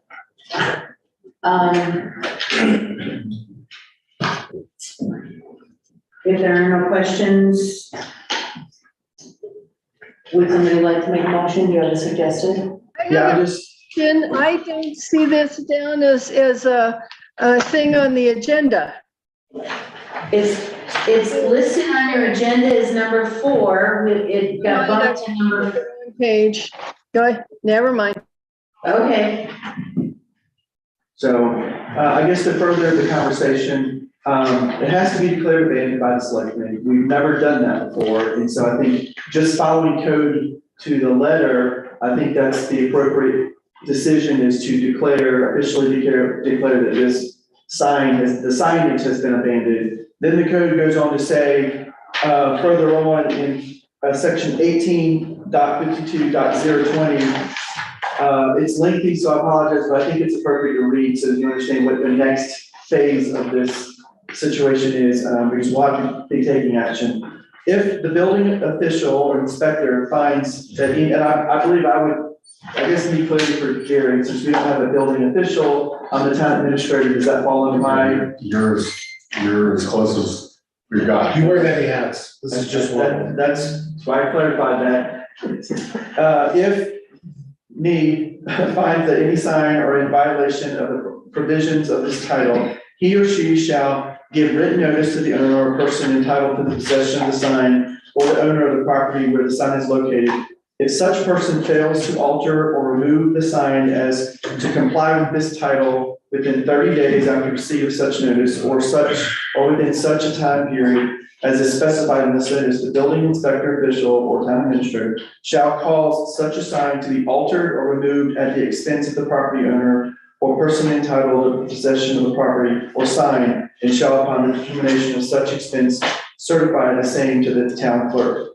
And then it goes on to say, the town clerk shall notify the property owner or person entitled to possession of the sign or property of the total costs incurred for such an alteration or removal of the sign. And if that person fails within 30 days after the date of the notification to pay the entire costs and expenses of such repair, alteration, or removal, then such costs and expenses shall become a lien against and shall run with the property. And it goes on and on and on. And then the last part of it, I'll just read the part that's important, is that the town clerk would also collect the actual cost of repair or removal of the sign plus 25% to cover administrative costs, penalties, collections costs, and interest. So that's the next step after sending this to them. So what I think we probably need, Rick, is a motion from the board to declare the sign located at 1211 Argentine Street to be an abandoned sign under 182140, and to further direct the town staff proceed with enforcement as permitted by the town code. Correct. So moved. Second. Okay, it's been moved and seconded. Everybody understand the motion? Any further discussion? I really Yes. like what's going on with the stuff anymore. We have had places along Argentine for decades that maybe don't look as pretty as some people would like, but it still has to do with the character of the town. And by removing things on private property, we're changing the look, feel of here and turning everything sort of adversarial. And I don't like that. I don't know how we can stop it if we insist on going by the letter of the law. It seems like there's more, just like the gentleman on 7th and Griffith that has the problem with the rock being on the right of way. We need to do more discussion with our community members. It needs to be nicer. We're killing off the friendliness of the town. And it's been going on too long already. Already there are people who are moving away from here because it's just too intrusive now. Just because somebody doesn't have a business license we should be able to go onto their property and tear down their sign. I get it that it's in the law, but we should be people to people, not laws to overboard over people. Yes, please. Selectman Powell, I appreciate your sentiment about the situation. However, this has been going on for a long time. And I'm challenged to, my duties are to enforce the code, all of the code, not to show partiality to anyone. And this has been brought to us from this board to take action about this. I have had calls and emails asking from this board to address this. And so I don't address things until they become part of, it's been brought to my attention. And so I don't go around, my day doesn't consist of walking around with a code book on every property. But when it comes to my attention as an issue to address is when I address it. And so I've spent months contacting this and sending letters with no response at all. So I would say this is abandoned. And this is not the Georgetown way that we just let things go. I think the thing that we take pride in our community and, proper, and people who are respectful of their community also want these things to address. So it shows the opposite. If we don't address this, then we don't care. It's the whole broken window theory. And we don't want to see a bunch of broken windows and people think they can just throw rocks and nobody cares. So we do care in Georgetown. We address it when it becomes an issue. Seeing is a section of town where there is a good probability of development going on at some point. And I think we're trying to ride roughshod over the owners. And I don't find it acceptable at all. I don't think this should be going on right now. And there are 2 or 3 different properties down there where this is happening. And I object a whole bunch. We need to be together as a friendly community. By turning it into Evergreen or Breckenridge, we're killing ourselves, and this is not okay. needs to be just left alone. Yeah, talk to the owner, see if they can talk them into making it pretty or something, but we shouldn't beat them up. It's not okay. It looks to me like we're trying to get liens against their property so that at some point that property can be confiscated and then housing and other businesses built up. And I just don't like that whole feel. It feels bad. It's not the Georgetown way. Okay, I have a comment to make on this because I personally had years of doing enforcement on behalf of the county when I was in their building department working. And the town does enforcement very similar to how the county handles it, and it is complaint driven. If you get a complaint, you respond to it as best you can. And I think Rick has demonstrated a lot of persistence in trying to contact the owner. My history with the owner of that property, the Crazy Horse property, goes back further than Rick's. And he has been requested to come to the board and renew his business license and get special permission to do different things than, you know, the Crazy Horse at one time was a restaurant. It is no longer being operated as a legitimate restaurant. Sometimes he was doing food events for private parties, but it was falling into very vague areas of, was this use permitted or not? And he continuously resisted coming in to get permission to work things out and to renew business license. This isn't a brand new issue, but because we are complaint driven and Rick did get a complaint, I think it needs to be responded to. We can't just sit back and ignore it. I think Rick is doing his job and doing it well. So that's my view on the subject. Anybody else? Okay. So on the matter of the motion, we took the motion and it was seconded. So I'm going to go ahead and call a vote. All in favor say aye. Aye. Any opposed? I'm opposed. I think it's going to destroy Georgetown. Okay, motion passed. Okay, next we have reports from our police department. Marshal Williams. We still want to do this? Sure. In 5 minutes, can you do it in 5 minutes? Absolutely. Okay, it's 7:25 now. Yeah. So basically, I'm going to do a police department staff report. There were some inquiries into some violations that I drafted written responses to that hopefully everybody received because they're long and drawn out. I'll start with the simple ones.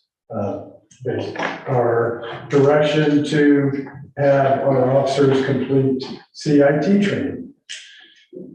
Our hopes and desires were to attend CIT training as soon as possible.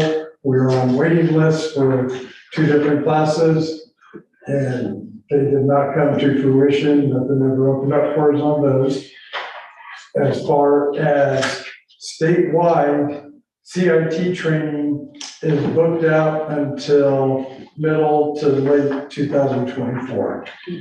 With that in mind, Clear Creek County, running into the same problems, trying to accomplish it, has put together their own 40-hour, pretty much state of the industry CIT training. It has Dr. Nicoletti, one of the foremost psychologists, has actors, everything else. It's a 40-hour week. Their greatest need at the time was a venue. They have some place to complete everything that we came up with has kind of been lost where we've traditionally done large training classes like this of 30 or more persons. Did arrange for the community center to be available. We have one day for senior lunch, which Mark Gomez and I are still working on. I'm trying to see how we're going to best handle it. If we can come up with that 4-hour block and doing it, or training a different portion of it, or if we want to, or if the senior lunch personnel are willing to skip a week, whatever it might be. This is scheduled the week of October 16th, which is much sooner, and everybody's in coordination to assist each other with backfill on staffing. It's going to be a long week for everyone involved to be in training all day, still be available after hours, because that's what your Georgetown Police Department does. You're welcome. Thank you. I appreciate that, truly. Next, the easiest one, even though it's a little drawn out, is our latest update on the communication dispatch operations, which police judge mentioned that she was going to address also. I have that on my list. If you want to coordinate with that, if you want me to start with it, and then bring it up later, how you might want to work that. So I will hold off until we want to decide that. Okay. Well, go ahead, bring it up now, Oh my God. if you want. Oh my gosh. Let's start traditionally or historically. 2016, we entered into intergovernmental agreement with the county to share costs for communications operations, for public safety operations, law enforcement, basically our 911 dispatch center. That worked with us progressively paying more and more of what they considered our share. That was reinterpreted this past year. We approached the board in 2022 towards the end of the year to see if we wanted to join those agencies that were going to bail out when they were informed that there was going to be an increase in costs. That increase in cost was much greater for larger agencies, Idaho Springs, for agencies that really have a smaller budget, Empire, and the board decided they really liked the continuity of services.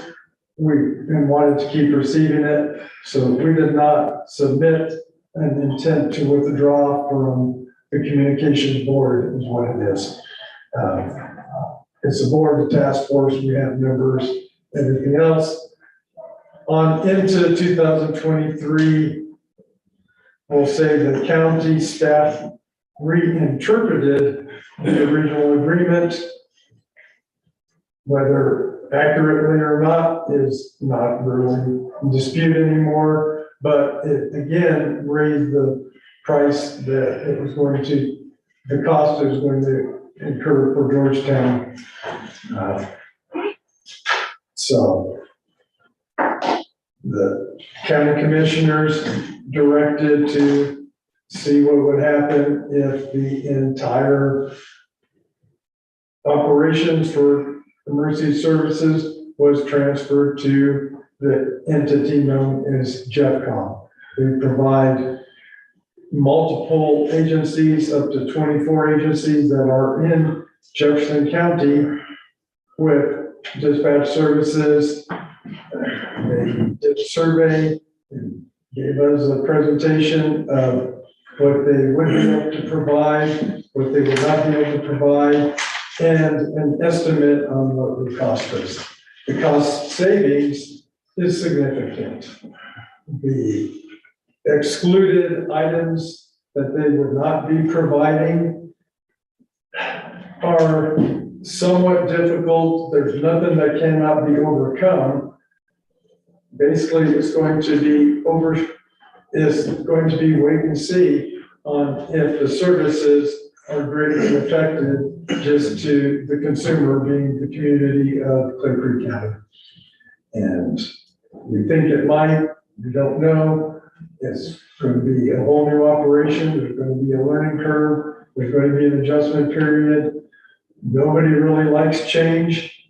Again, the promised costs are much less. We would have less argument about putting in for additional resources like vehicles and such with the money we would save, even though there are a lot of little pieces of it that are going to have to be seen. To give you an idea, the current budget proposal, and this is what most of the agencies are doing, because we have not even been accepted, no, we haven't even been presented to the JeffCom board to see if they're willing to accept Clear Creek County. When we looked most recently at the billable items, it was a much lower number across the board for Clear Creek County, which makes us wonder is why JeffCom would even take on the task of this. So they're already reevaluating and changing the services that we originally looked at. However, I don't see there's any occasion where we're not going to be transferring all of our communications to Jefferson County. There's still going to be a lot of cost involved for Clear Creek County. Hopefully, it's going to still save Clear Creek County money. It's going to definitely save, in the long run, Georgetown cost on our usage of the emergency communication services. So that's where we're at there. I think the final decision, I had to leave for another meeting, short of the end of this meeting, but it was decided by the county that they were going to move forward with transferring to JeffCom. This isn't absolute yet because we still haven't been given an official invitation to, yes, come on over, here's what it's going to cost you. But all the preliminary work has been done and they chose to move forward with that plan. So. Let me, Please. were you pretty much done? I didn't want to. I was only going to say our current budget that is anticipated to be spent at Clear Creek County is what we submitted for the year. We would, if everything goes as anticipated, that is going to be reduced. It's going to take a period of time, 6 to 8 months. This decision is not going to be made complete until November 1st at the earliest. So for the first 6 months of 2024, we would still be paying half of what our dues are going to be to Clear Creek County. And then there's going to be a number of upstart costs that we are going to have to incur our share of. So we're not going to save a lot of money in 2024. It should be all covered by the budget we set so far. Please. So, thank you. I stayed for the rest of the meeting and there was, let me go ahead and continue with this update and then we'll take questions, Jan. The commissioners are in favor of moving forward with it, but they also recognize that there will be more strength in their application if they have the approval of all of the municipalities as well. They so far have Idaho Springs on board. Idaho Springs actually made the initiative back in December of last year. So they're fully decided. They wanted to just go ahead and exit from Clear Creek Dispatch Group and go with JeffCom. And it is JeffCom 911 is the name of the organization. It is not Jefferson County, just to distinguish, they are separate. And so it was tasked to the municipalities that were present at the meeting to bring it back to our boards. It also needs to go to the fire authority, because they are one of the agencies that participates in Clear Creek Dispatch. So we will be discussing it in much more detail and much further at our next board meeting. We're gonna need to. We had wonderful participation from Georgetown residents. I was really pleased to have that many people come to the meeting. And lots of questions did get answered. So hopefully that gets carried back to the JeffCom board about what concerns are maybe holding people back from being fully in favor of going this route.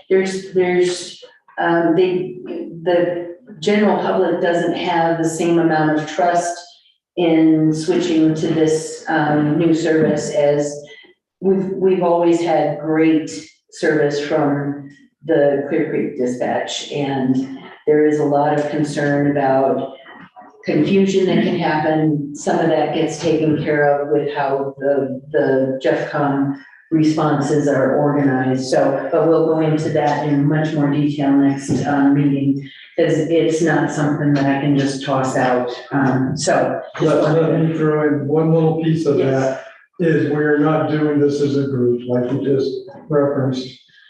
Each individual entity is going to have to become an individual user with the JeffCom 911 services. So we would have our own contract.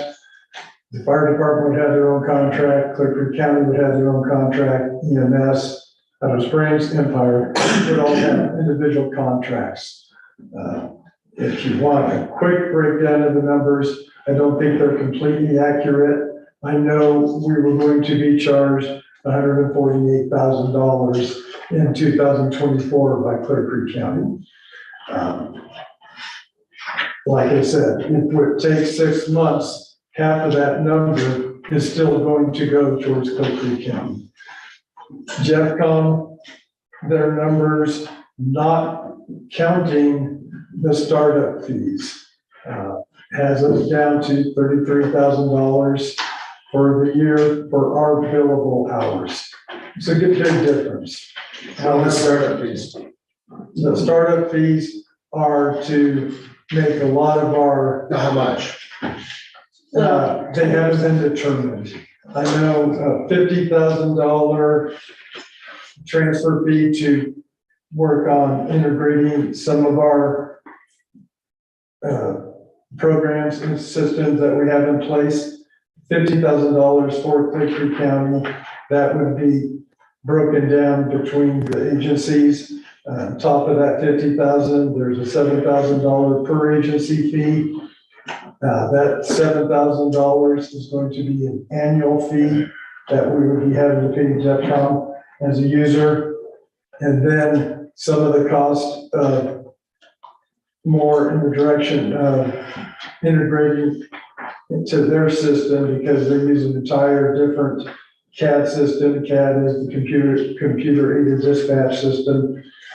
At this point is $1,200 per user, and we would have to have more than just simply the 3 users.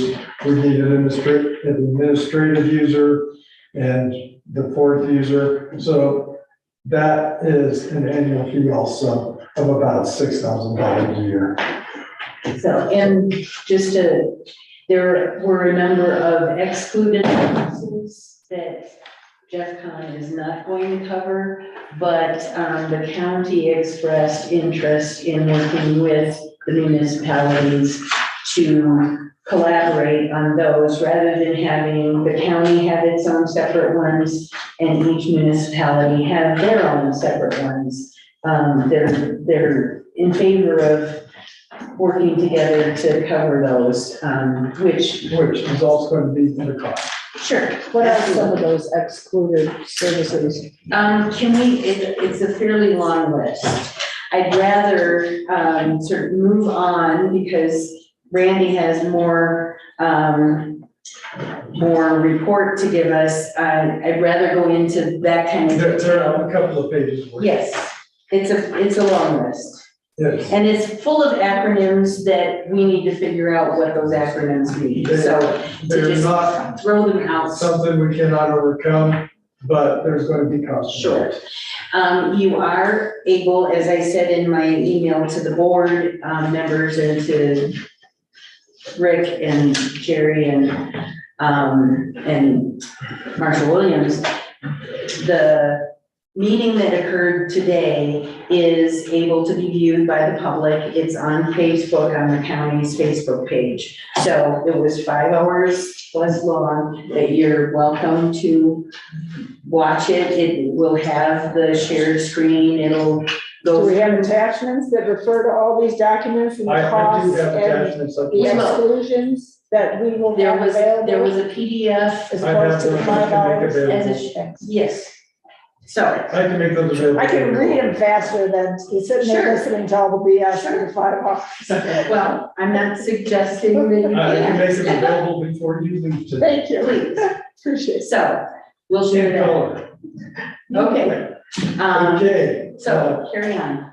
Oh, Deanne had a question before we move on. I wanted to know what the services that weren't going to be covered were, but that. I'd like to see those printed out in our next packet, please. Okay, I would make those, I will actually scan them and put them to Ms. Yabowski to email out to the group, and they could read them easily. great. Thank you. Well, I don't want to say easily because some of them aren't going to make sense to most. So, you might have to refer back to the, For Google's to the work. meeting. Yeah, so anyway, You can ask me anytime. Okay. And I can decipher for them. Next, there were inquiries to the town, and they were directed to me to respond to about 2 different areas. Like I said, go ahead. Some of you that have lived here for a while may have heard engine brake muffler noise on occasion. It has happened. I would agree that it has happened. And the second one is because of the bear activity, because of the season we're in, the bear activity seems more than usual. The bears seem stronger this year. They had a good workout season, but we'll talk about both of those. I did draft a response to both of those because they're somewhat extended. I'll start with the difficult one, engine brake muffler noise, which is what we call jig brake noise. That problem occurred, from all of my understanding, well before I ever knew Georgetown existed, or at least only stopped here to use the liquor store once in a while. Maybe from skiing trips, because other people in the car wanted to go to the liquor store. Of course. And I made the mistake of seeing a Georgetown officer and saying, wow, that must be a job that only becomes available when somebody passes on. Somehow, some way, turn of events, and here I am. But I digress. The problem is all the way back from the 80s to 90s. Many municipalities and towns along the mountain border have had problems with it, have made efforts. So historically, they found it to be unenforceable by their courts. This is bigger communities like Vail, areas through Eagle County, Summit County, and such.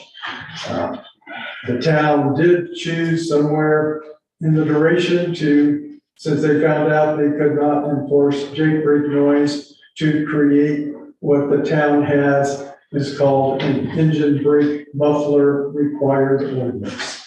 I attached a copy of that ordinance, I think. Maybe that one did not get attached, but I referenced it, the engine brake muffler required ordinance. So I've taken a long way around of saying there's very little to nothing that can be done about the Jake Creek noise. I've explained it at many of these meetings. I've explained it to many citizens. I've gone through countless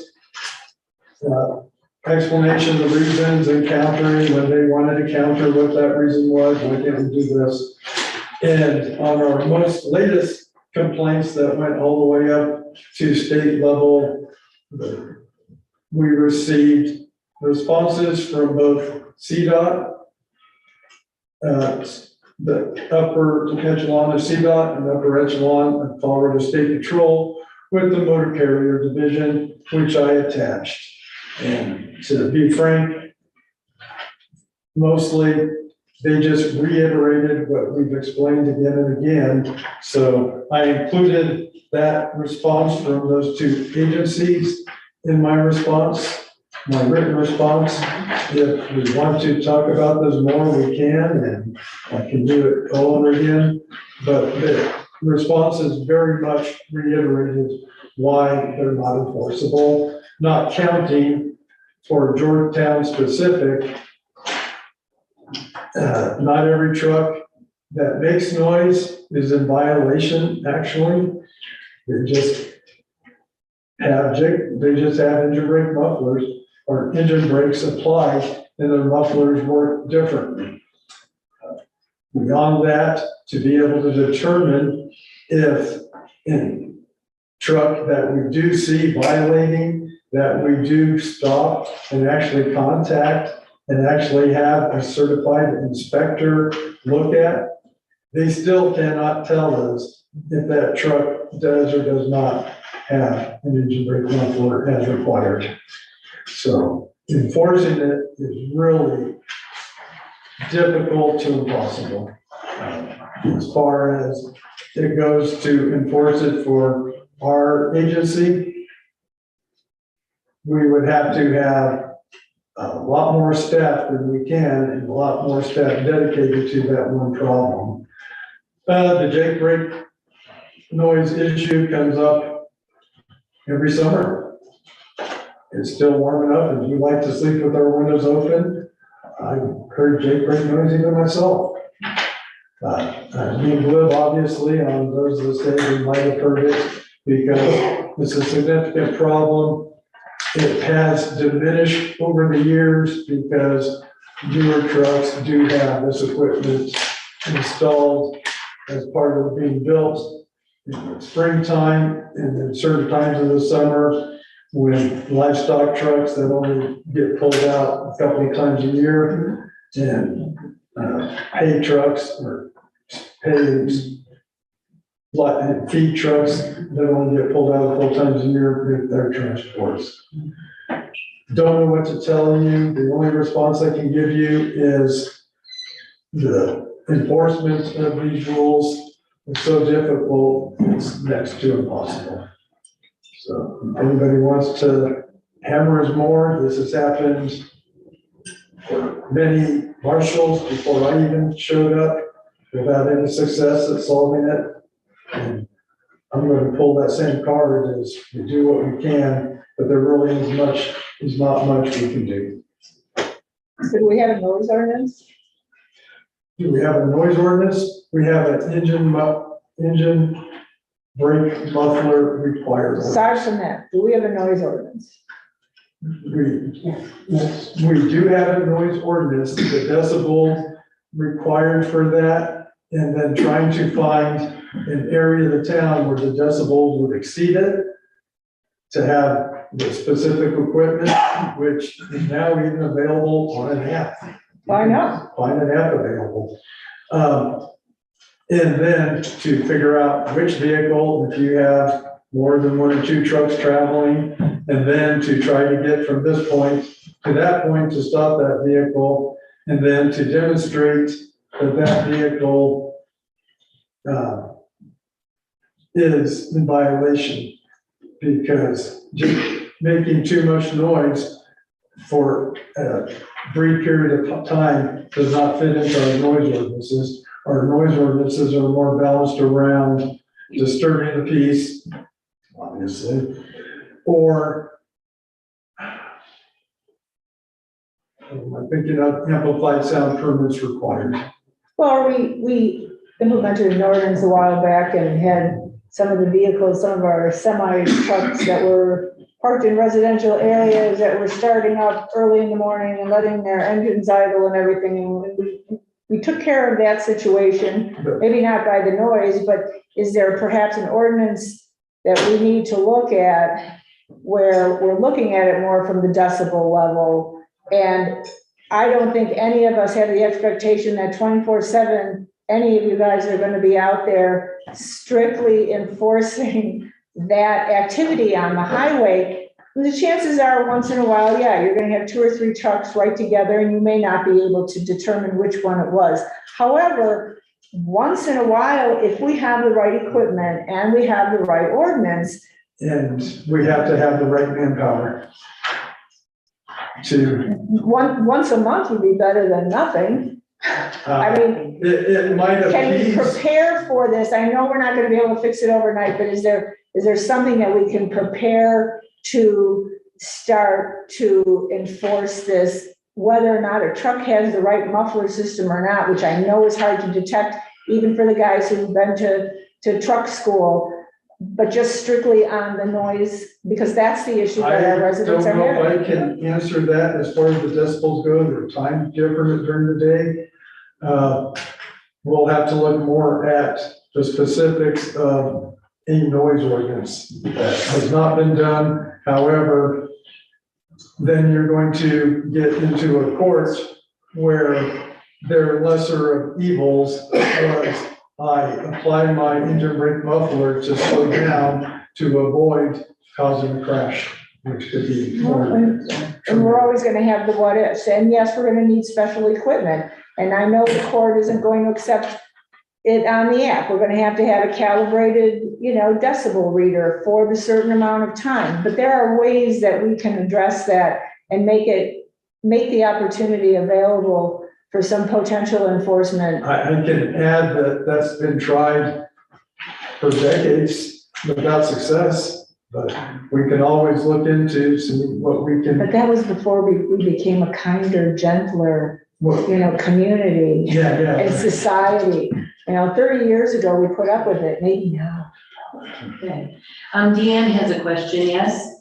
Could we set up, I'll call it citizen advisory committees, where we have the instruments measuring the decibel levels and stuff and noting exact times and the like, because a lot of the trucks that come through here are regulars, they come through once a week at 2 a.m. on Wednesday or whatever.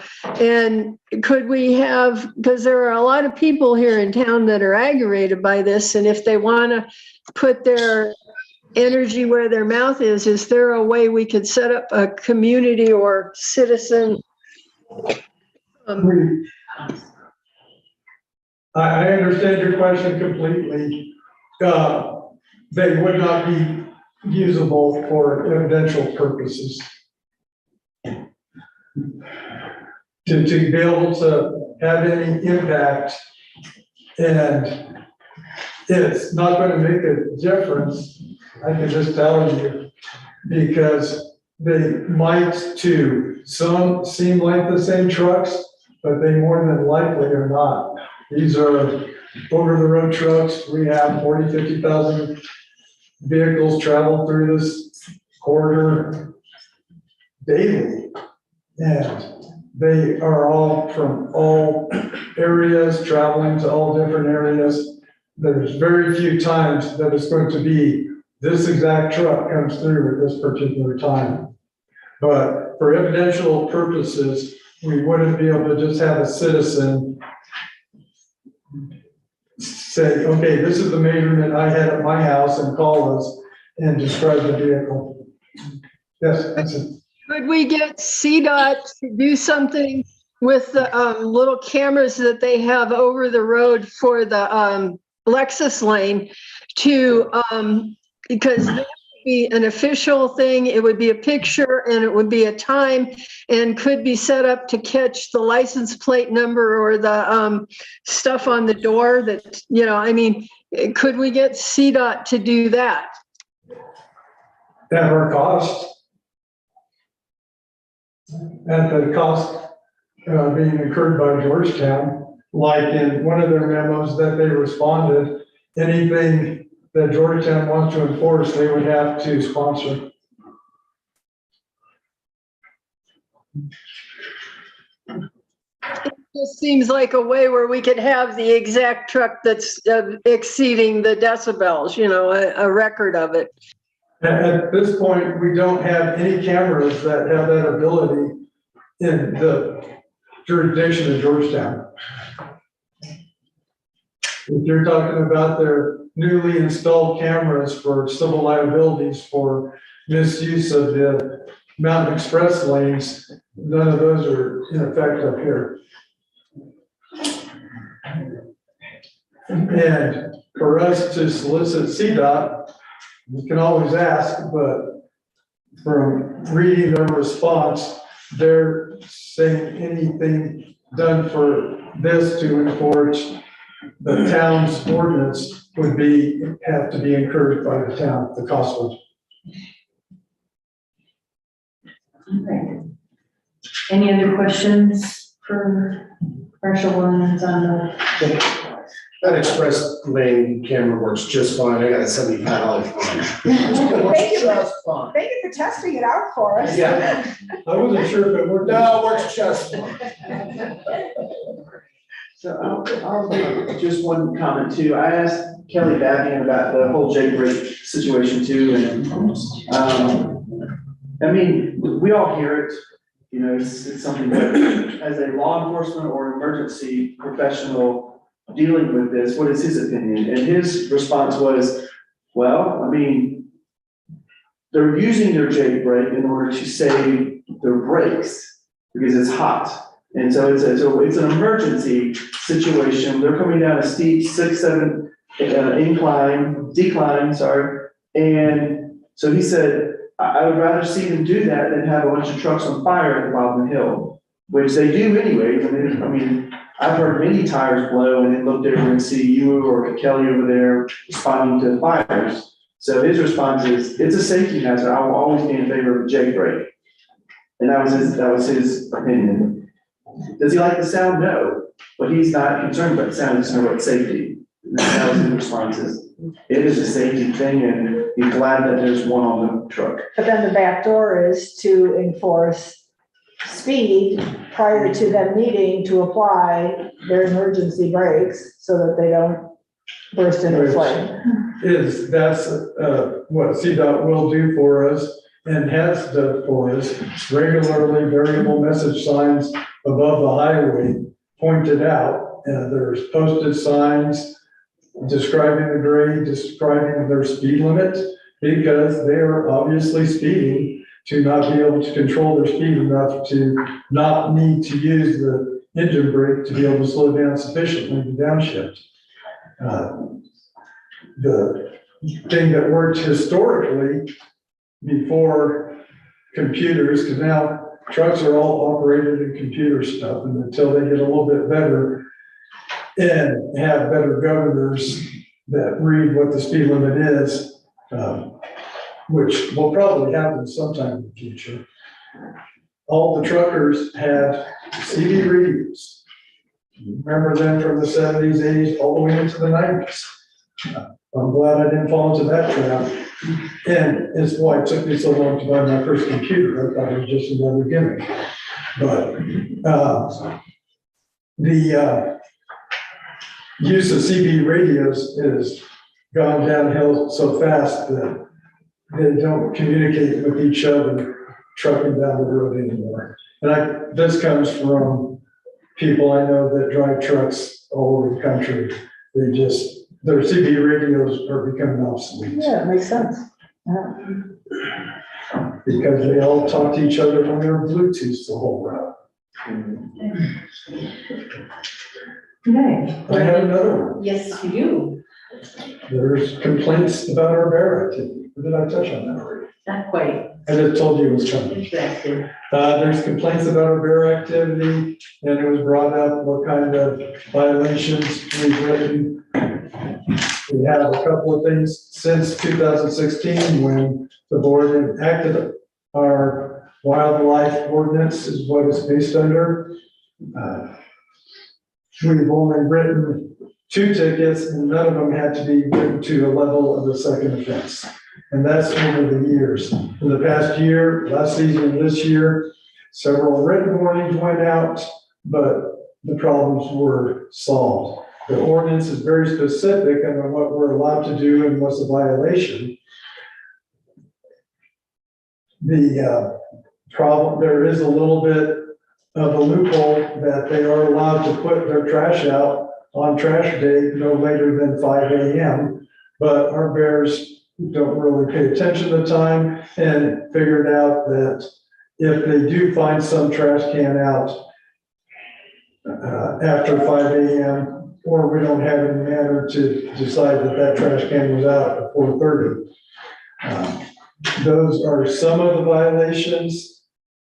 There are some violations where they needed the warnings to get their equipment to be wildlife resistant. And there's been a lot of complaints, but they come well after the fact. When we go look for them, it's either been cleaned up or they don't tell us where they are. We get sent pictures regularly to our emails. This is not acceptable, and it shows trash all over the place from a clearly non-wildlife resistant trash can. Usually it's on a Tuesday morning or a Tuesday day, but it doesn't say where it's at. You can kind of tell sometimes by the sender, but by the time we get over there, we don't see anything or have anybody that we can even communicate with. So the answer is, yet last year and a half, we have not written any tickets for wildlife violations. We do have some warnings given. The warnings are written. As soon as we find some of the stuff we lost, moving from one office to another, some of it's more important than this even, but we can even demonstrate those, but we haven't done any this year at all. One written warning was given. And it turns out the person did have a wildlife resistant container. He did not use it appropriately, and we haven't had a second violation there. When it comes to problem places, it's usually a business dumpster, restaurants and such. And we still try to work with our community. Sorry, don't just run out and slap them with the warnings and everything else. They have the right equipment, but not absolutely the right equipment. We've had bears rip the lids off of appropriately equipped dumpsters, except they put the wrong lids on. And we have relationships. I have phone numbers in my cell phone number for most of the providers of dumpsters. And I have a contact person who, as quick as they can, once they receive the supplies and the equipment, will come and put the appropriate lids on. So even those are not continued. The bear complaints, we had another episode of Happy Cooker having not the door, because after their last episode, having the door ripped off of their outdoor walk-in freezer or refrigeration unit, where the bear just ripped the door off even though it was locked. They put extra enforcement on it. So this time, the bear chose to rip off the whole front of the wall. So they are a problem. They're very strong animals, very impressive, kind of beautiful animals. We haven't had any that are going to get removed by the Department of Wildlife or Colorado Parks and Wildlife, as they now call themselves, because there is not indication of threats to life. I think the first bear that gets euthanized for threatened life is probably gonna be euthanized by our local law enforcement rather than Parks and Wildlife. And that would be for breaking into a home, especially an occupied home.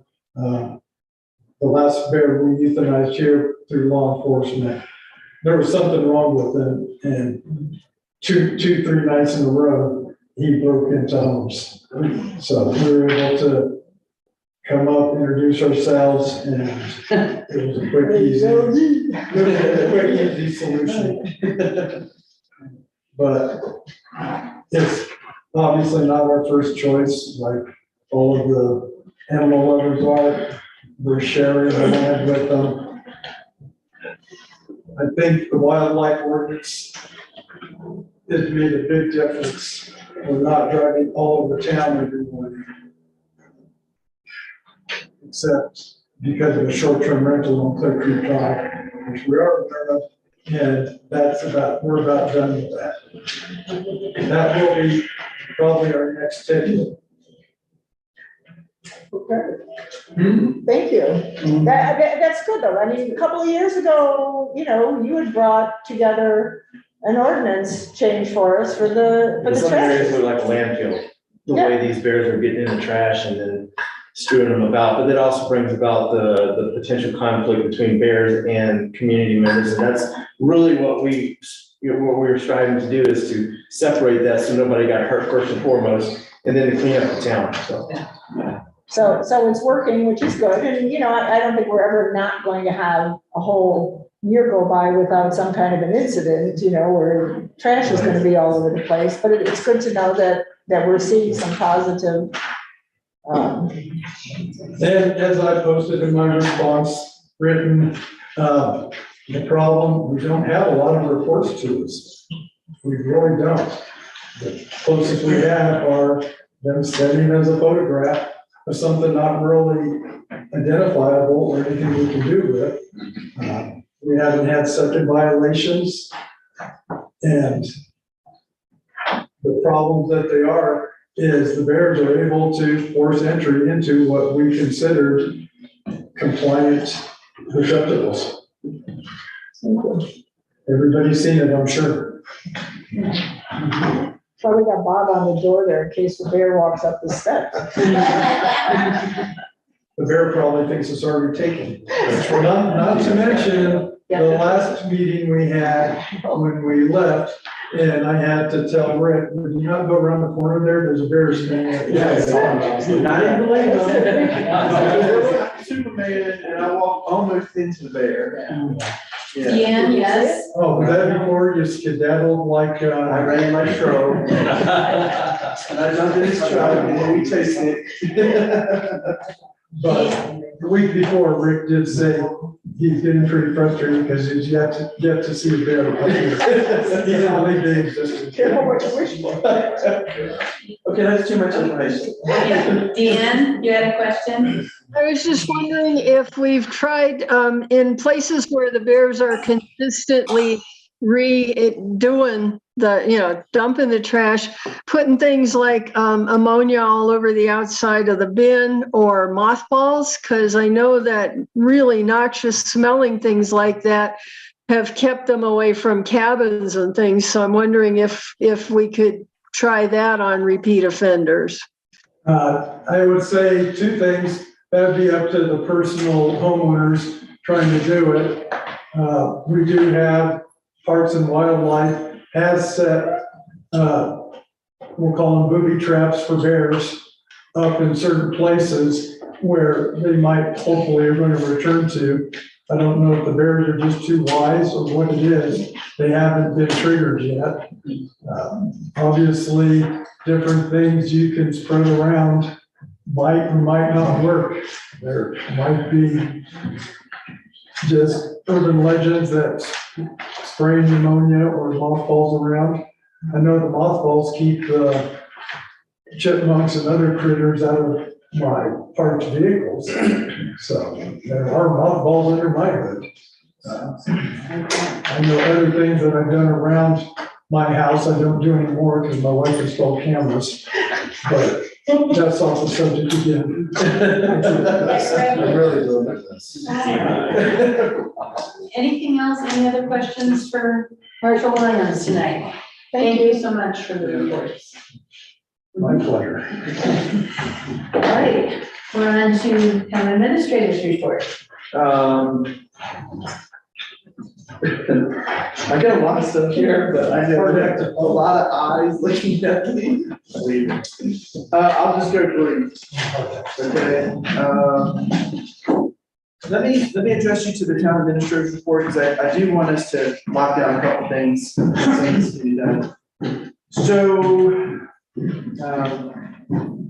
today's the 12th, so you can see on the first one that we're going to discuss the Gateway Commercial District to include good times. So that's part of that we're going to do. Number 2, the 16th, that's this weekend. Just to remind you, we have a Board of Selectmen strategic planning retreat. I call it retreat because it's supposed to be fun, even though it's not away anywhere. But we are going to have a lot of good times. Mark Collins is going to be doing the training.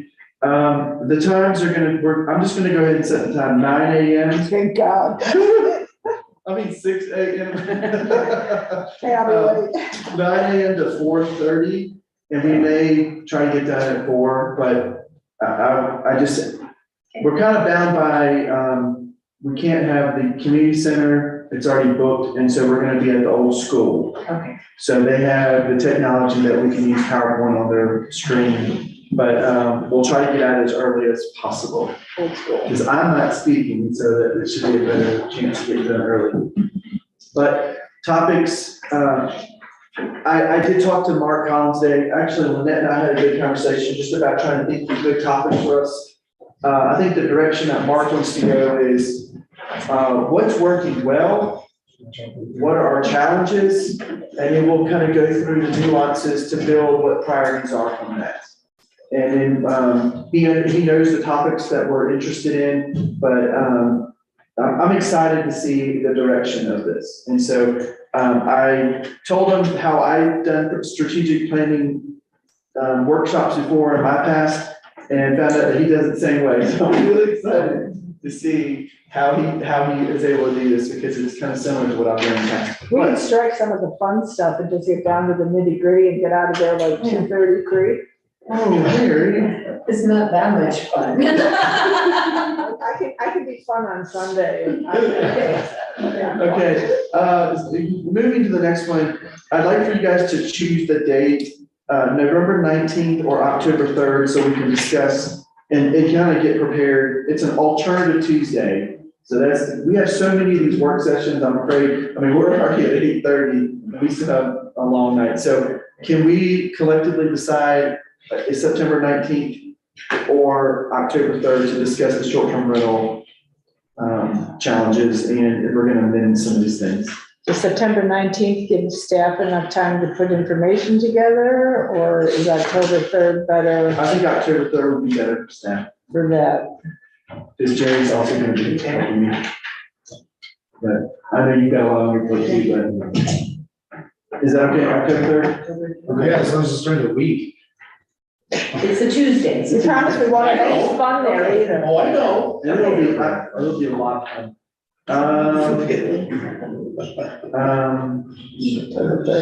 So I'll just update one real quick, because this says add to regular Board of Selectmen meeting billings discussion. I don't have a discussion per se, because I got some good feedback today. I called several engineers to kind of get feedback of that. And this is the good news, is that millings are rocks, and they are mixed with oil and some other things, and then heated up, and that's where we get the resurfacing, the asphalt materials. And so we do have them, piled up, and they've been there for quite some time. I've only been here for a year and a half, but I would say they've been at least here for a year and a half. I'm sure it's been longer than that, just a little bit, but there's no deadline, there's no lifespan on millings. What they do is they can treat millings before they reuse them, but millings are actually a goal, because they're reusable materials. They're asphalt that's been broken down, and then now you have materials to use. And so I say gold, it's just it's a good thing, recycled materials, instead of going and paying for more, we already have some. And they're designed for us to use when we do some future pavings. So they're also used for other things. I mean, we use them for pothole fill, to fill up a pothole temporarily until we can, really address it. I mean, we did it right here, and that pothole was only there for a year before we fixed it, but we fixed it. Took a whole dump truck to fix it. We fixed it. That's the good things that we do things here. Those have been sitting there since 2019 when they resurfaced Tao Street and 7th. Okay, but there's no end date, and so that's that's what I wanted to report. Both engineers have communicated the same thing. It's really hard to get an answer from Google because it always goes towards the lifespan of the paved part of your asphalt millings. And so it doesn't talk about stored, piled up millings. You're never gonna find an answer for that. But the engineers do, they gave me very consistent information. But they gotta be retreated if we're gonna reuse them. And so the bleaching from the sun to the leaching into the soil will also diminish the current oil-based materials that's on it, so we have to retreat them. And we won't do it, it'll be the company that we hire to reuse that stuff. So I just wonder, we don't necessarily have to have a discussion. I think I've got enough answers that we have the pile, we'll continue to use what we have. We're not adding any more to what we have to that situation. So moving on to Strauss Park. I know Bob's gone, but I wanted to add one other thing. The parking lot there, it's a public parking lot. And a lot of our other parking lots, we do have signs that says no overnight parking. And there's a lot of overnight parking there. And so we ordered signs to put there, no overnight parking. And I did also reach out to the landlord of the apartment complex to let him know that that is town property. He can no longer allow his tenants to park there year round. And so he has to find other parking. It's not the town's situation, it's not us to figure out. It's just they don't have a right to use town property. That's now, I counted 6 cars that were there overnight that are parking regularly. So that's gonna be addressed. Pedestrian bridge near Spring Street. Craig has agreed to do an assessment. And so he sent an email confirming that he will do it, and we'll have some, a memo to us for next meeting. US Solar, I did reach out to them. I've not heard back. And so I know we spent a lot of time working through the agreements and like that. They were in the process of changing softwares, and that was supposed to work out. I didn't hear back, it wasn't on my radar to continue to reach out, but Lynette and I have been talking about it, and so I'm waiting for them to reach out back to me. Multi-jurisdictional housing authority, that meeting is going to be November 14th. We're going to have representatives of that board come and share with us what membership's going to look like. And hopefully we can, we've been looking at funding and expectations from the municipalities of what that's going to look like. They're going to communicate those things. It's not determined at this point, but I think we need to have those conversations now, since we have money set aside from the lodging tax, that we need to think what, out of that funding, how much do we want to appropriate to the multi-jurisdictional housing authority? How much do we want to appropriate just for our own needs that we have in town, helping to deal with affordable housing and childcare, because that's what the money is set aside for. And there might be other things I love those. Those are our 2 biggest things. Town administrator evaluation update. Jerry, do you have an update for that? I've gotten about half of the evaluations. So whatever evaluations I get from you by the 15th of September get summarized, and none of the rest of them do. And I won't be making calls as I did last year. So you've got stamped envelopes, just do it. It takes 10 minutes, put it in the mail. Thank you. And I look forward to that. It's just something that, no person is perfect. However, we can strive to be better. And so I look forward to the feedback from everyone. What are you looking at me for? I'll give a quick update on code enforcement. I did mention 2 of them earlier. I guess the other one would be across the street at the Rusty's Garage. And so I just want to give you a quick update on that one. I sent another formal letter just recently, I think it's in your packet, and I've heard no response. And so the first letter, the agreement was he was going to send a letter with a formal request, because he had communicated December 31st, he would have all vehicles removed. He has agreed he is not going to renew his business license. He is still working on cars, but he said he's not taking payment. He's only doing his own cars. But I know he's busy because I see him working there. I've not stopped to say anything. I've noticed I would say I've seen a couple spaces open, look like maybe one or two cars have been removed off of the parking lot. However, this has been 2 months and nothing, no movement. Signage was taken down, no letter was submitted. So then I went to the next part of the code, which says you have 30 days to remove your cars now. So that's the only thing I'm wanting to be lenient. But however, it's to the point where I'm doing what you guys have also asked me to do, is to move forward to try to clean up areas. But there's a lot of violations there. And I went through some you can see in the letter of the violations. He has only addressed taking the signs down. That's it. No other things that he's addressed. Dan has a question. Oh, go ahead. Dan, go ahead. Another case of, I think we should be good neighbors instead of doing this. That place has been a car fixing place since Tim had it before Eric did. For ages and ages, and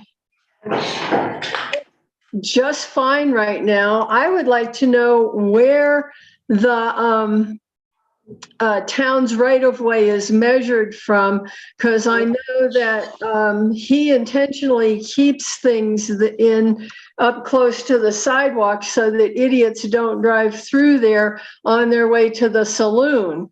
And that's a very positive thing for the town because, it's just helpful. But it's private property. Why do we have to bother with him? He said he'll be out of there by the 31st of December. That should be okay. That's a neighborly thing to do, to just let it be. Why are we pushing it ahead of the time when he said he can do it? It's illegal.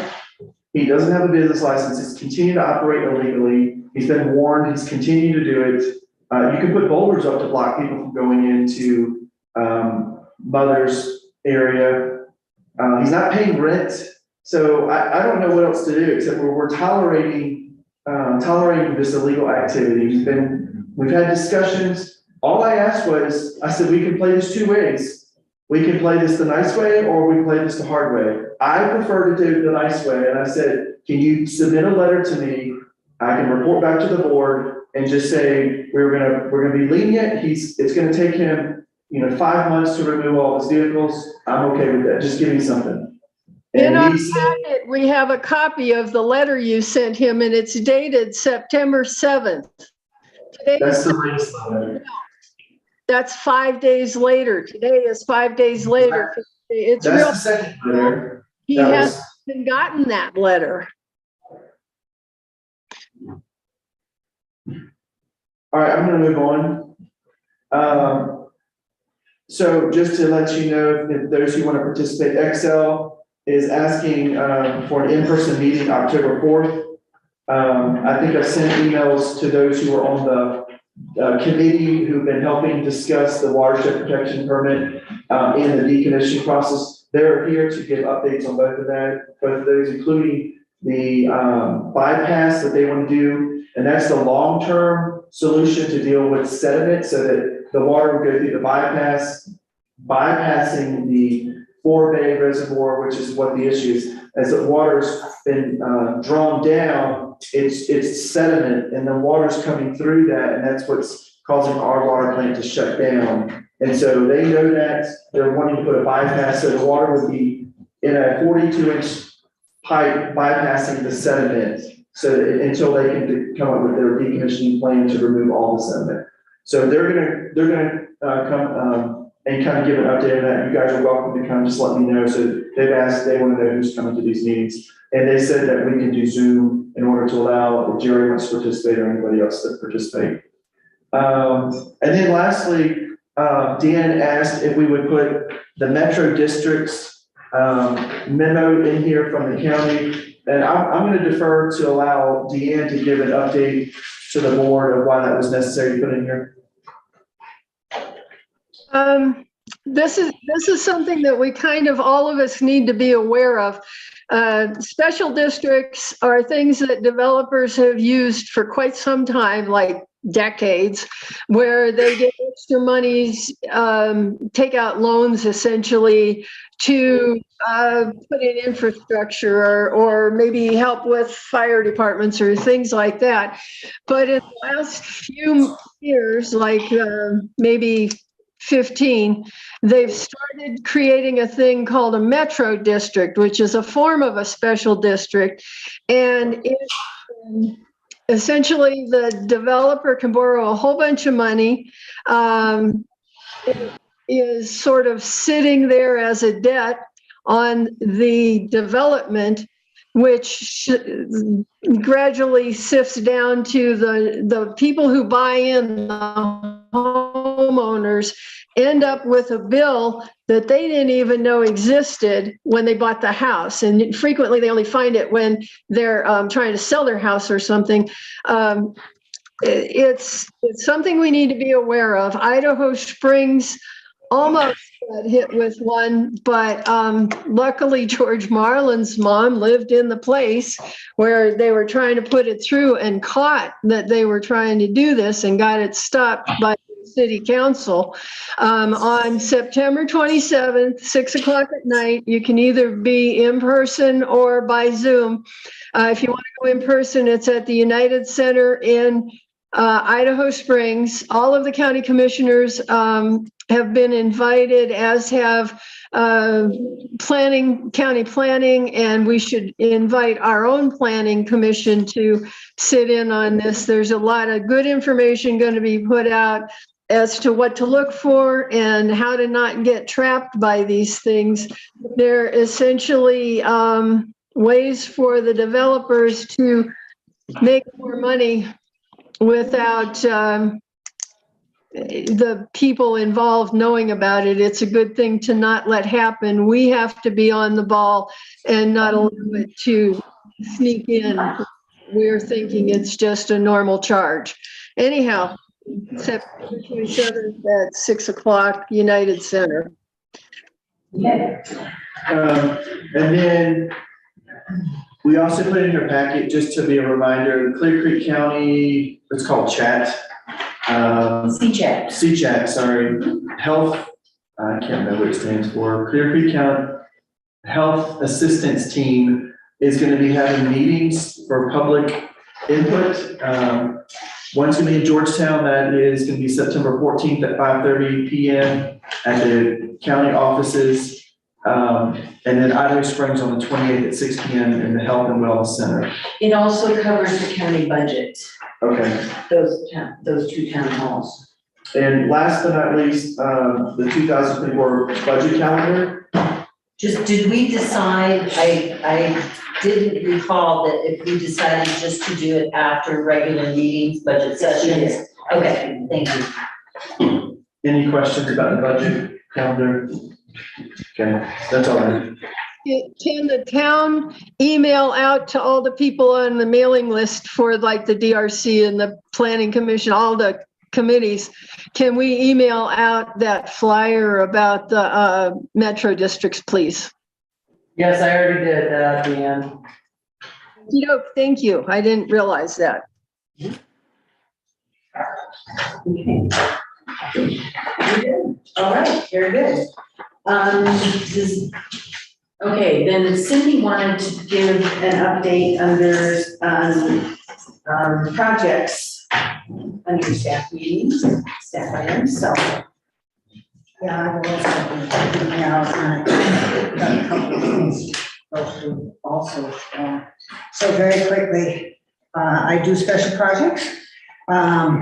the gazebo in City Park needs railing. The choice appeared to be railings on the side or railings in the center, except that when I spoke to the contractor, he said, you can't put a railing in the center. People put picnic tables up and down. So we have enough money in what we had budgeted for work on the gazebo. We used some of it to do the strengthening. We have enough. The railings are, the decision is you bought a railing just on one side of this stairway, or do you want a railing on both sides of the stairway? If somebody say one or two. How wide is the stairway?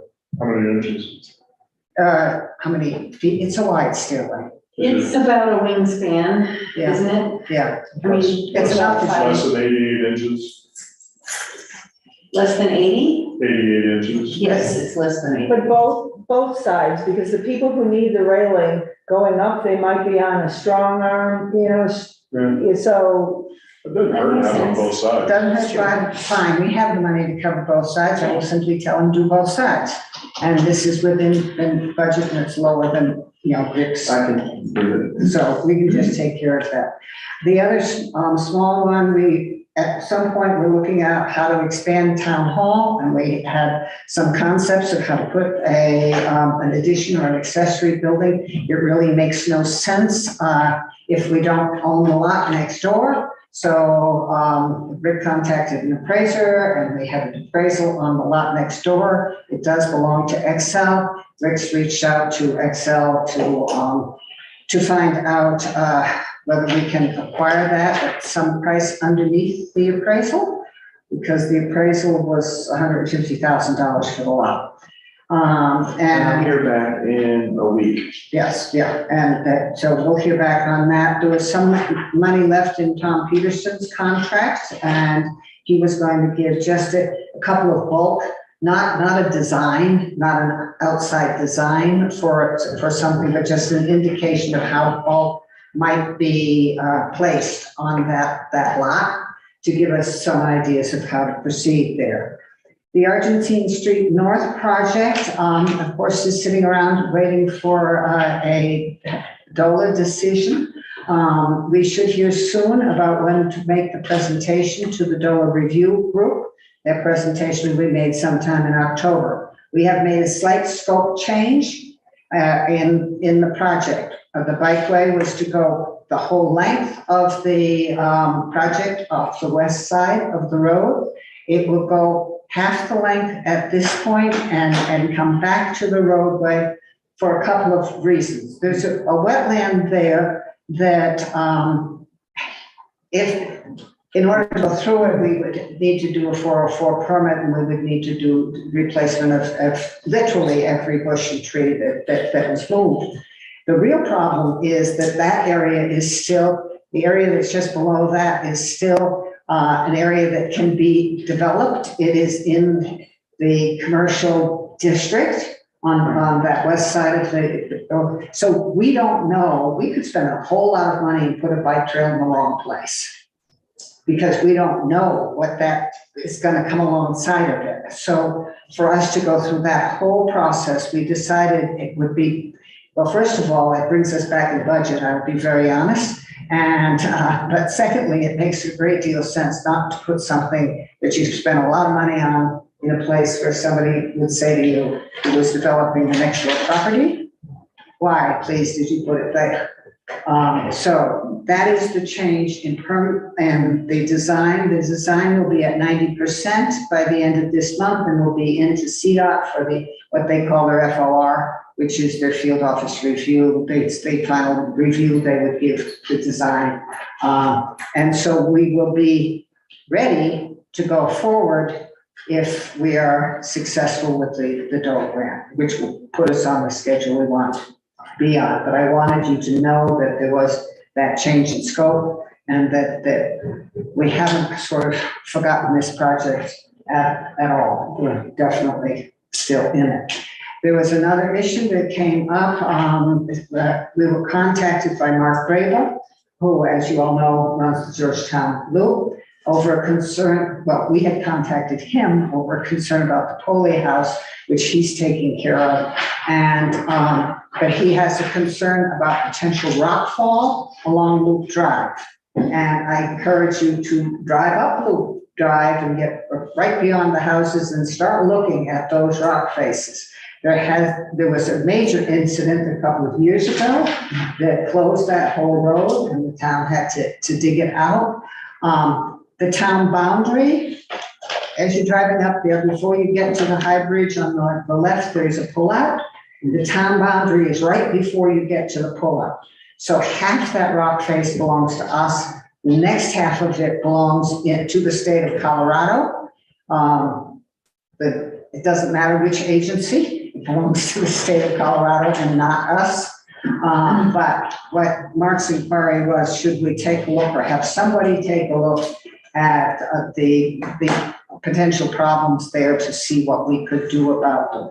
So I contacted a gentleman by the name of Howard Hume, who used to work for EA Associates and now is working for HDR, but has done essentially all the rock investigation for CDOT up and down this corridor for the last, I don't know, I think I first met Howard 20 years ago. Our question to him at this point is simply, will he take a look and give us some suggestions of how we should proceed? On just a friendly basis, we're not engaging him at this point or suggesting that we're engaging him to do anything. Rick and I looked at each other and said, we don't know where to begin. And I said, let's find somebody who can tell us where to begin. And so that's where we are with that. But I encourage you to look. I think Mark Grable's concerns are well placed, especially with the amount of rain that we're getting these days and the strength of the downpours. So those are my obvious special projects at the moment, and we will discuss the last one in a few minutes. Is there any questions? So the Pulley house is fine? The Pulley house is, the porch is in disastrous shape, and it was cited in the first step of a demolition by neglect thing is that you simply contact an owner and say, hey, this is, it's a friendly letter. And they instantly responded to the friendly letter and said, oops, let's take a look at that. So that's all just going forward. That's nice. All right, I don't see any hands raised on screen. Thank you, Cindy. You're welcome. Okay, next we have a work session for Gateway Commercial Group Home Amendment consideration. You've got a memorandum. Or that, I can give you the high points and get to the bottom line on this. If you don't mind. Please do. All right. As the board knows, the Chamonix facility was purchased by a group that wanted to then devote it to a recovery operation that would include inpatient residential uses. They did this before, really checking the zoning, but they're allowed to buy property, you're allowed to buy property in this life. But sometimes it comes with constraints, and they're aware, of course, of those constraints, and ask for there to be some relief. They're under the present zoning, and I think you've traveled this road before. What they want to do is inpatient residential activity, and that really is not allowed use in a gateway commercial district, which allows medical or dental clinics, as I think we mentioned earlier. Those clinics are always outpatient, and their model is an inpatient model, and that just is not allowed in the zone district. So they said, well, what changes can we make to allow us to operate that use there? I think right now they're just running it as a hotel, which isn't allowed use in that zone district. So I'm kind of looking at the memo and taking this as kind of the high points. To begin with, if it were to be a sort of a typical group home for alcoholics and drug addicts under the ADA, you're required to allow those homes in residential zone districts so that they have the same experience as other people living in a residential zone district. But gateway commercial is not a residential zone district, so the ADA does not require the regulations to be overcome in that context. That leaves them with some sort of code change requirements, but you'll notice in the memo of Barb Cole and Mike Davenport, the town's contract planners, have on the second page of the memo, kind of describe what the comp plan says about the gateway commercial district. And I will say that I really appreciate them kind of weighing in. That has not been a feature of the memos I've done. That's why you have planners, you know, they're focused on the comp plan. Good for them. Comp plan describes the vision the community has for these zone districts and why they're there, not just to change in a local, why they are there. And I won't repeat what Barb and Mike have said on that memo, but they basically said, look, to summarize, they said a recovery, an inpatient recovery operation is not consistent with the intentions of gateway commercial zone district. There are a whole ton of other zone districts where specialized group homes, which this could be, are allowed. And unfortunately, this property isn't in one of those zone districts. So that brings me down to, okay, what are the three doors, and there are three, that are out there. The first two would be to amend either the text of the gateway commercial to allow group homes as special use, even though you're not required to under the ADA. Or number two would be to amend the zoning map and zone this piece of property to not gateway commercial, but something else. The planners do not recommend either one. They also note that they would recommend also amending the comp plan. You're not required to amend the comp plan before you amend the code, but you try to make them consistent. Door number three is likely not available to these folks, but locate the facility. If they really want to do that facility here in town, there's a bunch of zone districts that will allow it. Find property in those zone districts. They've already found this property and they bought it, but that is not something the town made them do. The bottom line is that the recommendation, which I support, is that the town not either amend the code or encourage a rezoning application. You can't tell people they can't have a rezoning, they can't submit a rezoning application.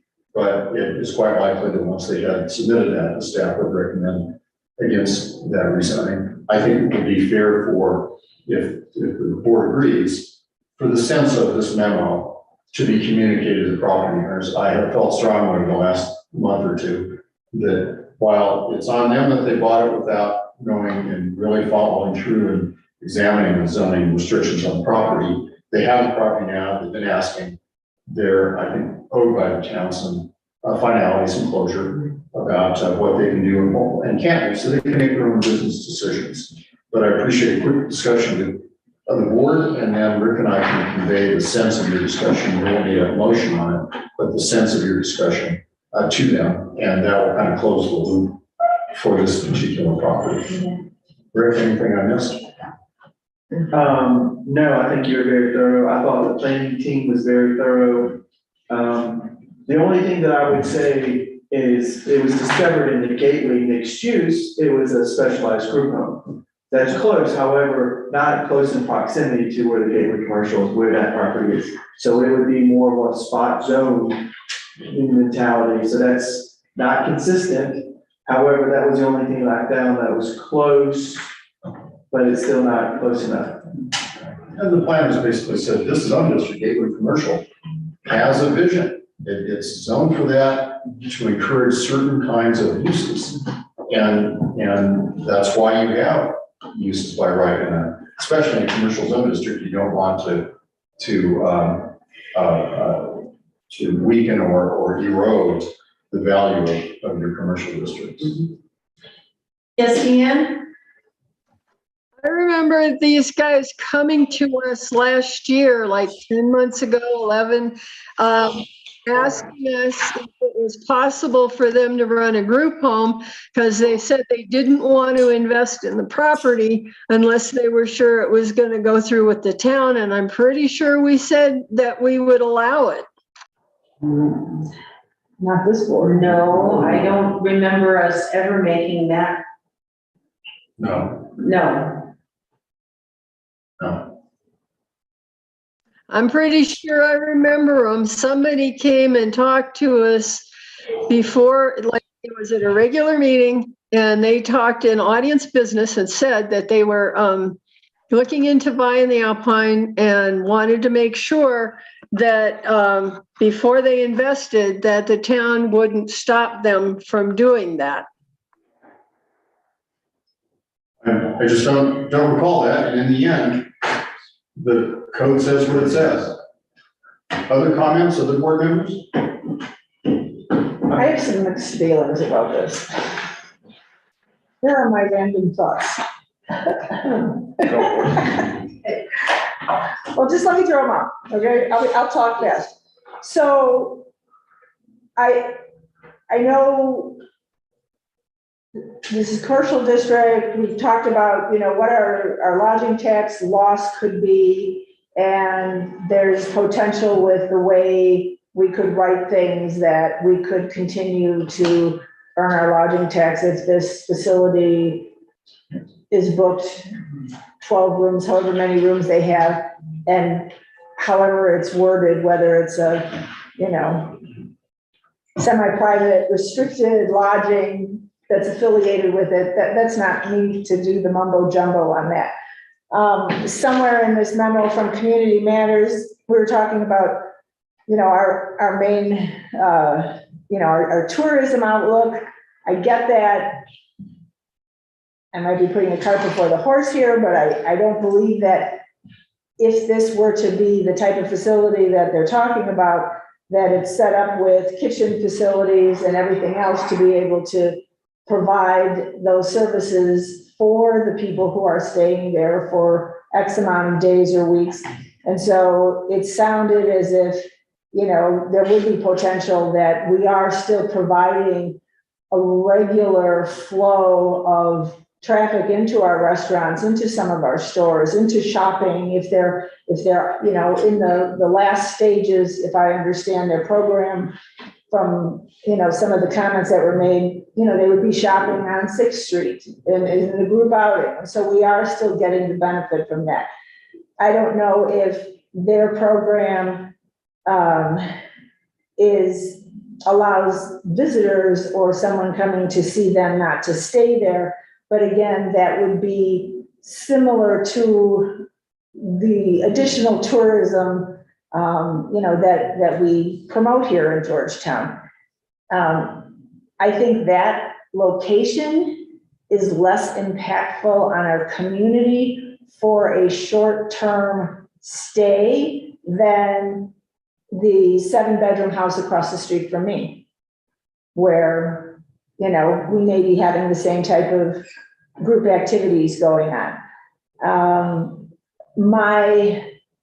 My definition when I think of group home is a long-term, could be years, group home. Depends on what the need is of that particular group. And so I don't think this situation quite falls into that definition that I have. And again, I don't want to, play semantics for John's sake. But then again, we talk about, residents, and they aren't residents. They're not going to be residents in Georgetown. They're going to be here 28 days or less, or maybe they renew for a couple more weeks, and they're going to be gone just as any other visitor, guest, tourist kind of moves on. So I just thoughts that I've had on this. I don't know if, I don't know. I haven't digested enough of this to see how that could fit. The other thing too, if we're encouraging them to buy other property within a residential area, then we're back to the same argument that we have when we're saying, oh, but now these homes are no longer available for people who are going to be long-term residents, who are going to be permanent residents of this community, who can come and go as they please and participate on these boards and volunteer for the different activities that are going on in town. We're losing that, whether the house is already built whether it's that 7-bedroom house across the street from me, or whether they purchased additional property in a residential area for them to basically build the same thing. So we're still taking those opportunities away from what we're trying to build for a residential base in this community. So that's what I got. I kind of like, I have some mixed feelings about the zoning and stuff that's involved in this, but I kind of like the idea of them being here. I think they would be an addition to a good addition to our community. They have a lot of the prerequisites to be able to handle that, parking and room facilities and whatnot. I guess I'm not as concerned if we can preserve the income that we would be getting as a hotel somehow, preserve that. I would be for them using it for a different purpose slightly than just having tenants come in and out for stays. So that's where I'm kind of at. Okay, who's next? Yeah, I'm partial both ways. I like what Mary says and John. And I like sticking with the code too. I mean, stuff was intended for certain things, but this kind of falls in that area. At the end of the day, it's all if we get that commercial tax base. This is how I look at it. That's my final thought. Rich? I guess my biggest concern would be consistency. And yeah, my second concern is, being able to keep that tax base is nice, but I think once you start making exceptions, then you open yourself up to a can of worms, I think. Rob, I was more along those lines, that, we'd be setting a precedent that I think we'd be sorry for. Dan? You're about to make some decisions on some long-term stays in other of the buildings around here. I'm wondering, is this going to set a funny precedent if we allow some and not allow others? I'm not as concerned about precedent, but what I am appreciating hearing from all the board members, and need to hear from you, is this particular business in this location something that you'd like for the staff to figure out a way to let them be there? That's really the narrower question. And I've heard, people on kind of both sides of that, and need to hear you, we'll hear from Lynette, and then the staff will have direction. So is this a business you'd like to see at that location?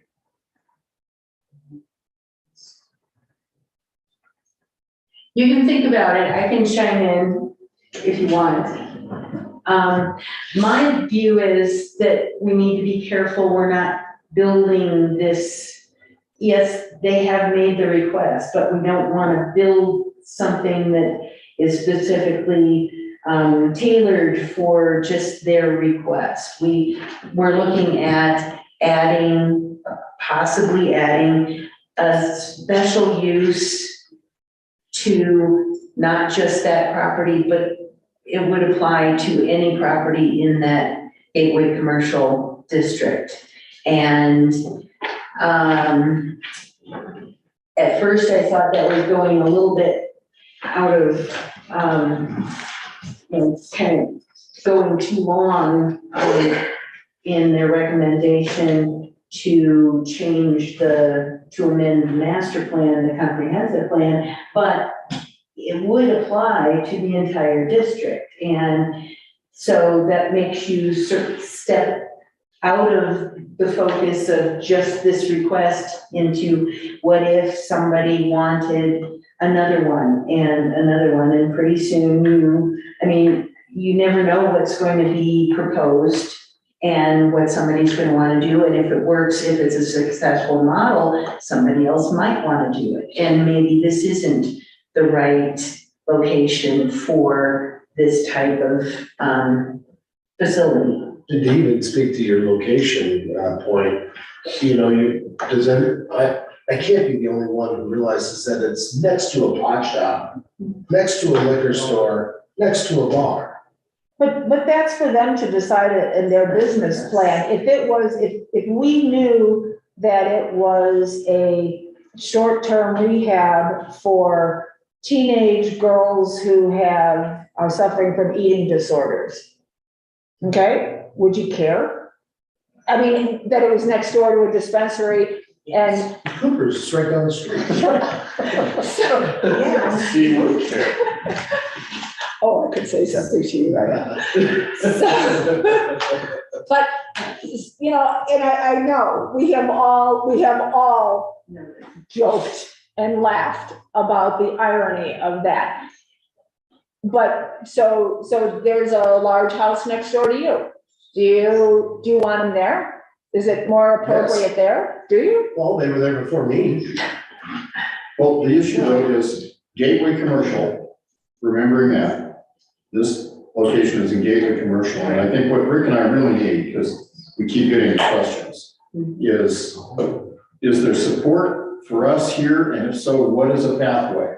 So can we, jumping ahead to that potential pathway, and it might be spinning wheels more, we seem to do that a lot tonight. Yeah. We could, without changing our districts, we could find a way, if we wanted to do a special use at that property. Oh, yeah, I mean, I think clearly Which we what I'm talked about hearing, it before. what I'm hearing certainly is no rezoning. So Right. that the parcel is a spot zone of something else in the middle of Gateway. Right. What I'm hearing is some, divided support for, to be very urban, a highly technically devised, carefully devised special use in the Gateway Commercial Zone District that would approximate kind of this business plan and attempt to prevent use of that tool to erode the Gateway Commercial, comp plan and the reasons you have Gateway Commercial in the first place. And we can put something like that together and bring it to you. I'm hearing real divided support, so we need to hear from Deanne, but almost either way, I think you're kind of divided on it. And what Rick and I can do, and I can work with plans, is to try to write something and bring it back in more of a study session context, because I don't think it's ready for you to see it on first reading. But that's what we can do if that's where you're coming from. And Deanne has her hand up, and then we'll close the loop at 9:10 and move on.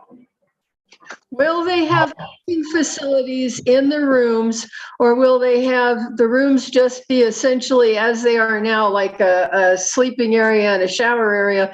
And then you have a communal,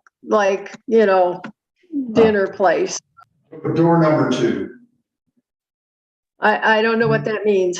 Well, you said, will it be this or that? And I said, it'll be that, meaning communal dining, et cetera. That's the business model for this.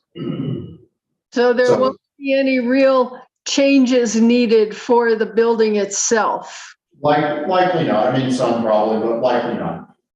So where do you come down on this, Deanne, so we can move on? I actually am siding with Mary. I think it's a good place for it. Rick, have we gotten enough direction to take a whack at bringing something back for study session? Okay. We've got one. Okay, all right, very good.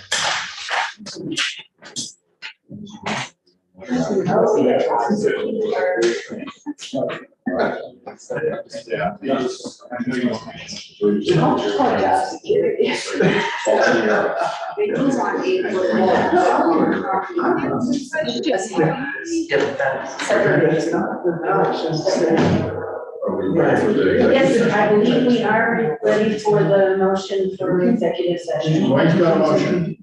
I'm going to go to executive session under CRS 24-6-402, 4B and E for a conference with the town attorney, town administrator, invited persons and appropriate staff to receive legal advice and instruct negotiators concerning Excel decommissioning negotiations. I further move to adjourn the council meeting at the conclusion of the executive session. Lucky. Second. Second by Mary. We gotta leave. Okay, it's been moved and seconded. Sorry, but thanks for coming. All in favor, say aye. Do I get to participate this time? That was the voted decision. on, yes. Be ready to log in. Are you? I will, voting on the motion or well, not? I need to have a minute to send the links. Can I finish the vote first, please? All in favor, say aye. Say aye or not. Any opposed? I can't answer that until I have the answer to my question. Already did that, Deanne. We voted on it earlier in the meeting. And you voted for it, remember? Am I allowed to go this time? Because you cut me out last time and I'm still pissed about it. Yeah, earlier in this meeting, I asked for a motion to waive that rule, and you voted in favor of the motion. Do you recall that? We should vote Yeah, against but it. that doesn't mean anything because you guys keep making it up as you go. We have not made it up as we go. Are you going to vote on this motion? Or not? If I can go into executive session, I will vote aye. If I can't, I vote nay. We already decided that you would be able to attend, you and Rich both. That's what I do on every other Tuesday. Thank you. Motion passed, as far as I can tell. Yeah, good enough. I will send the links out. Just wait for it.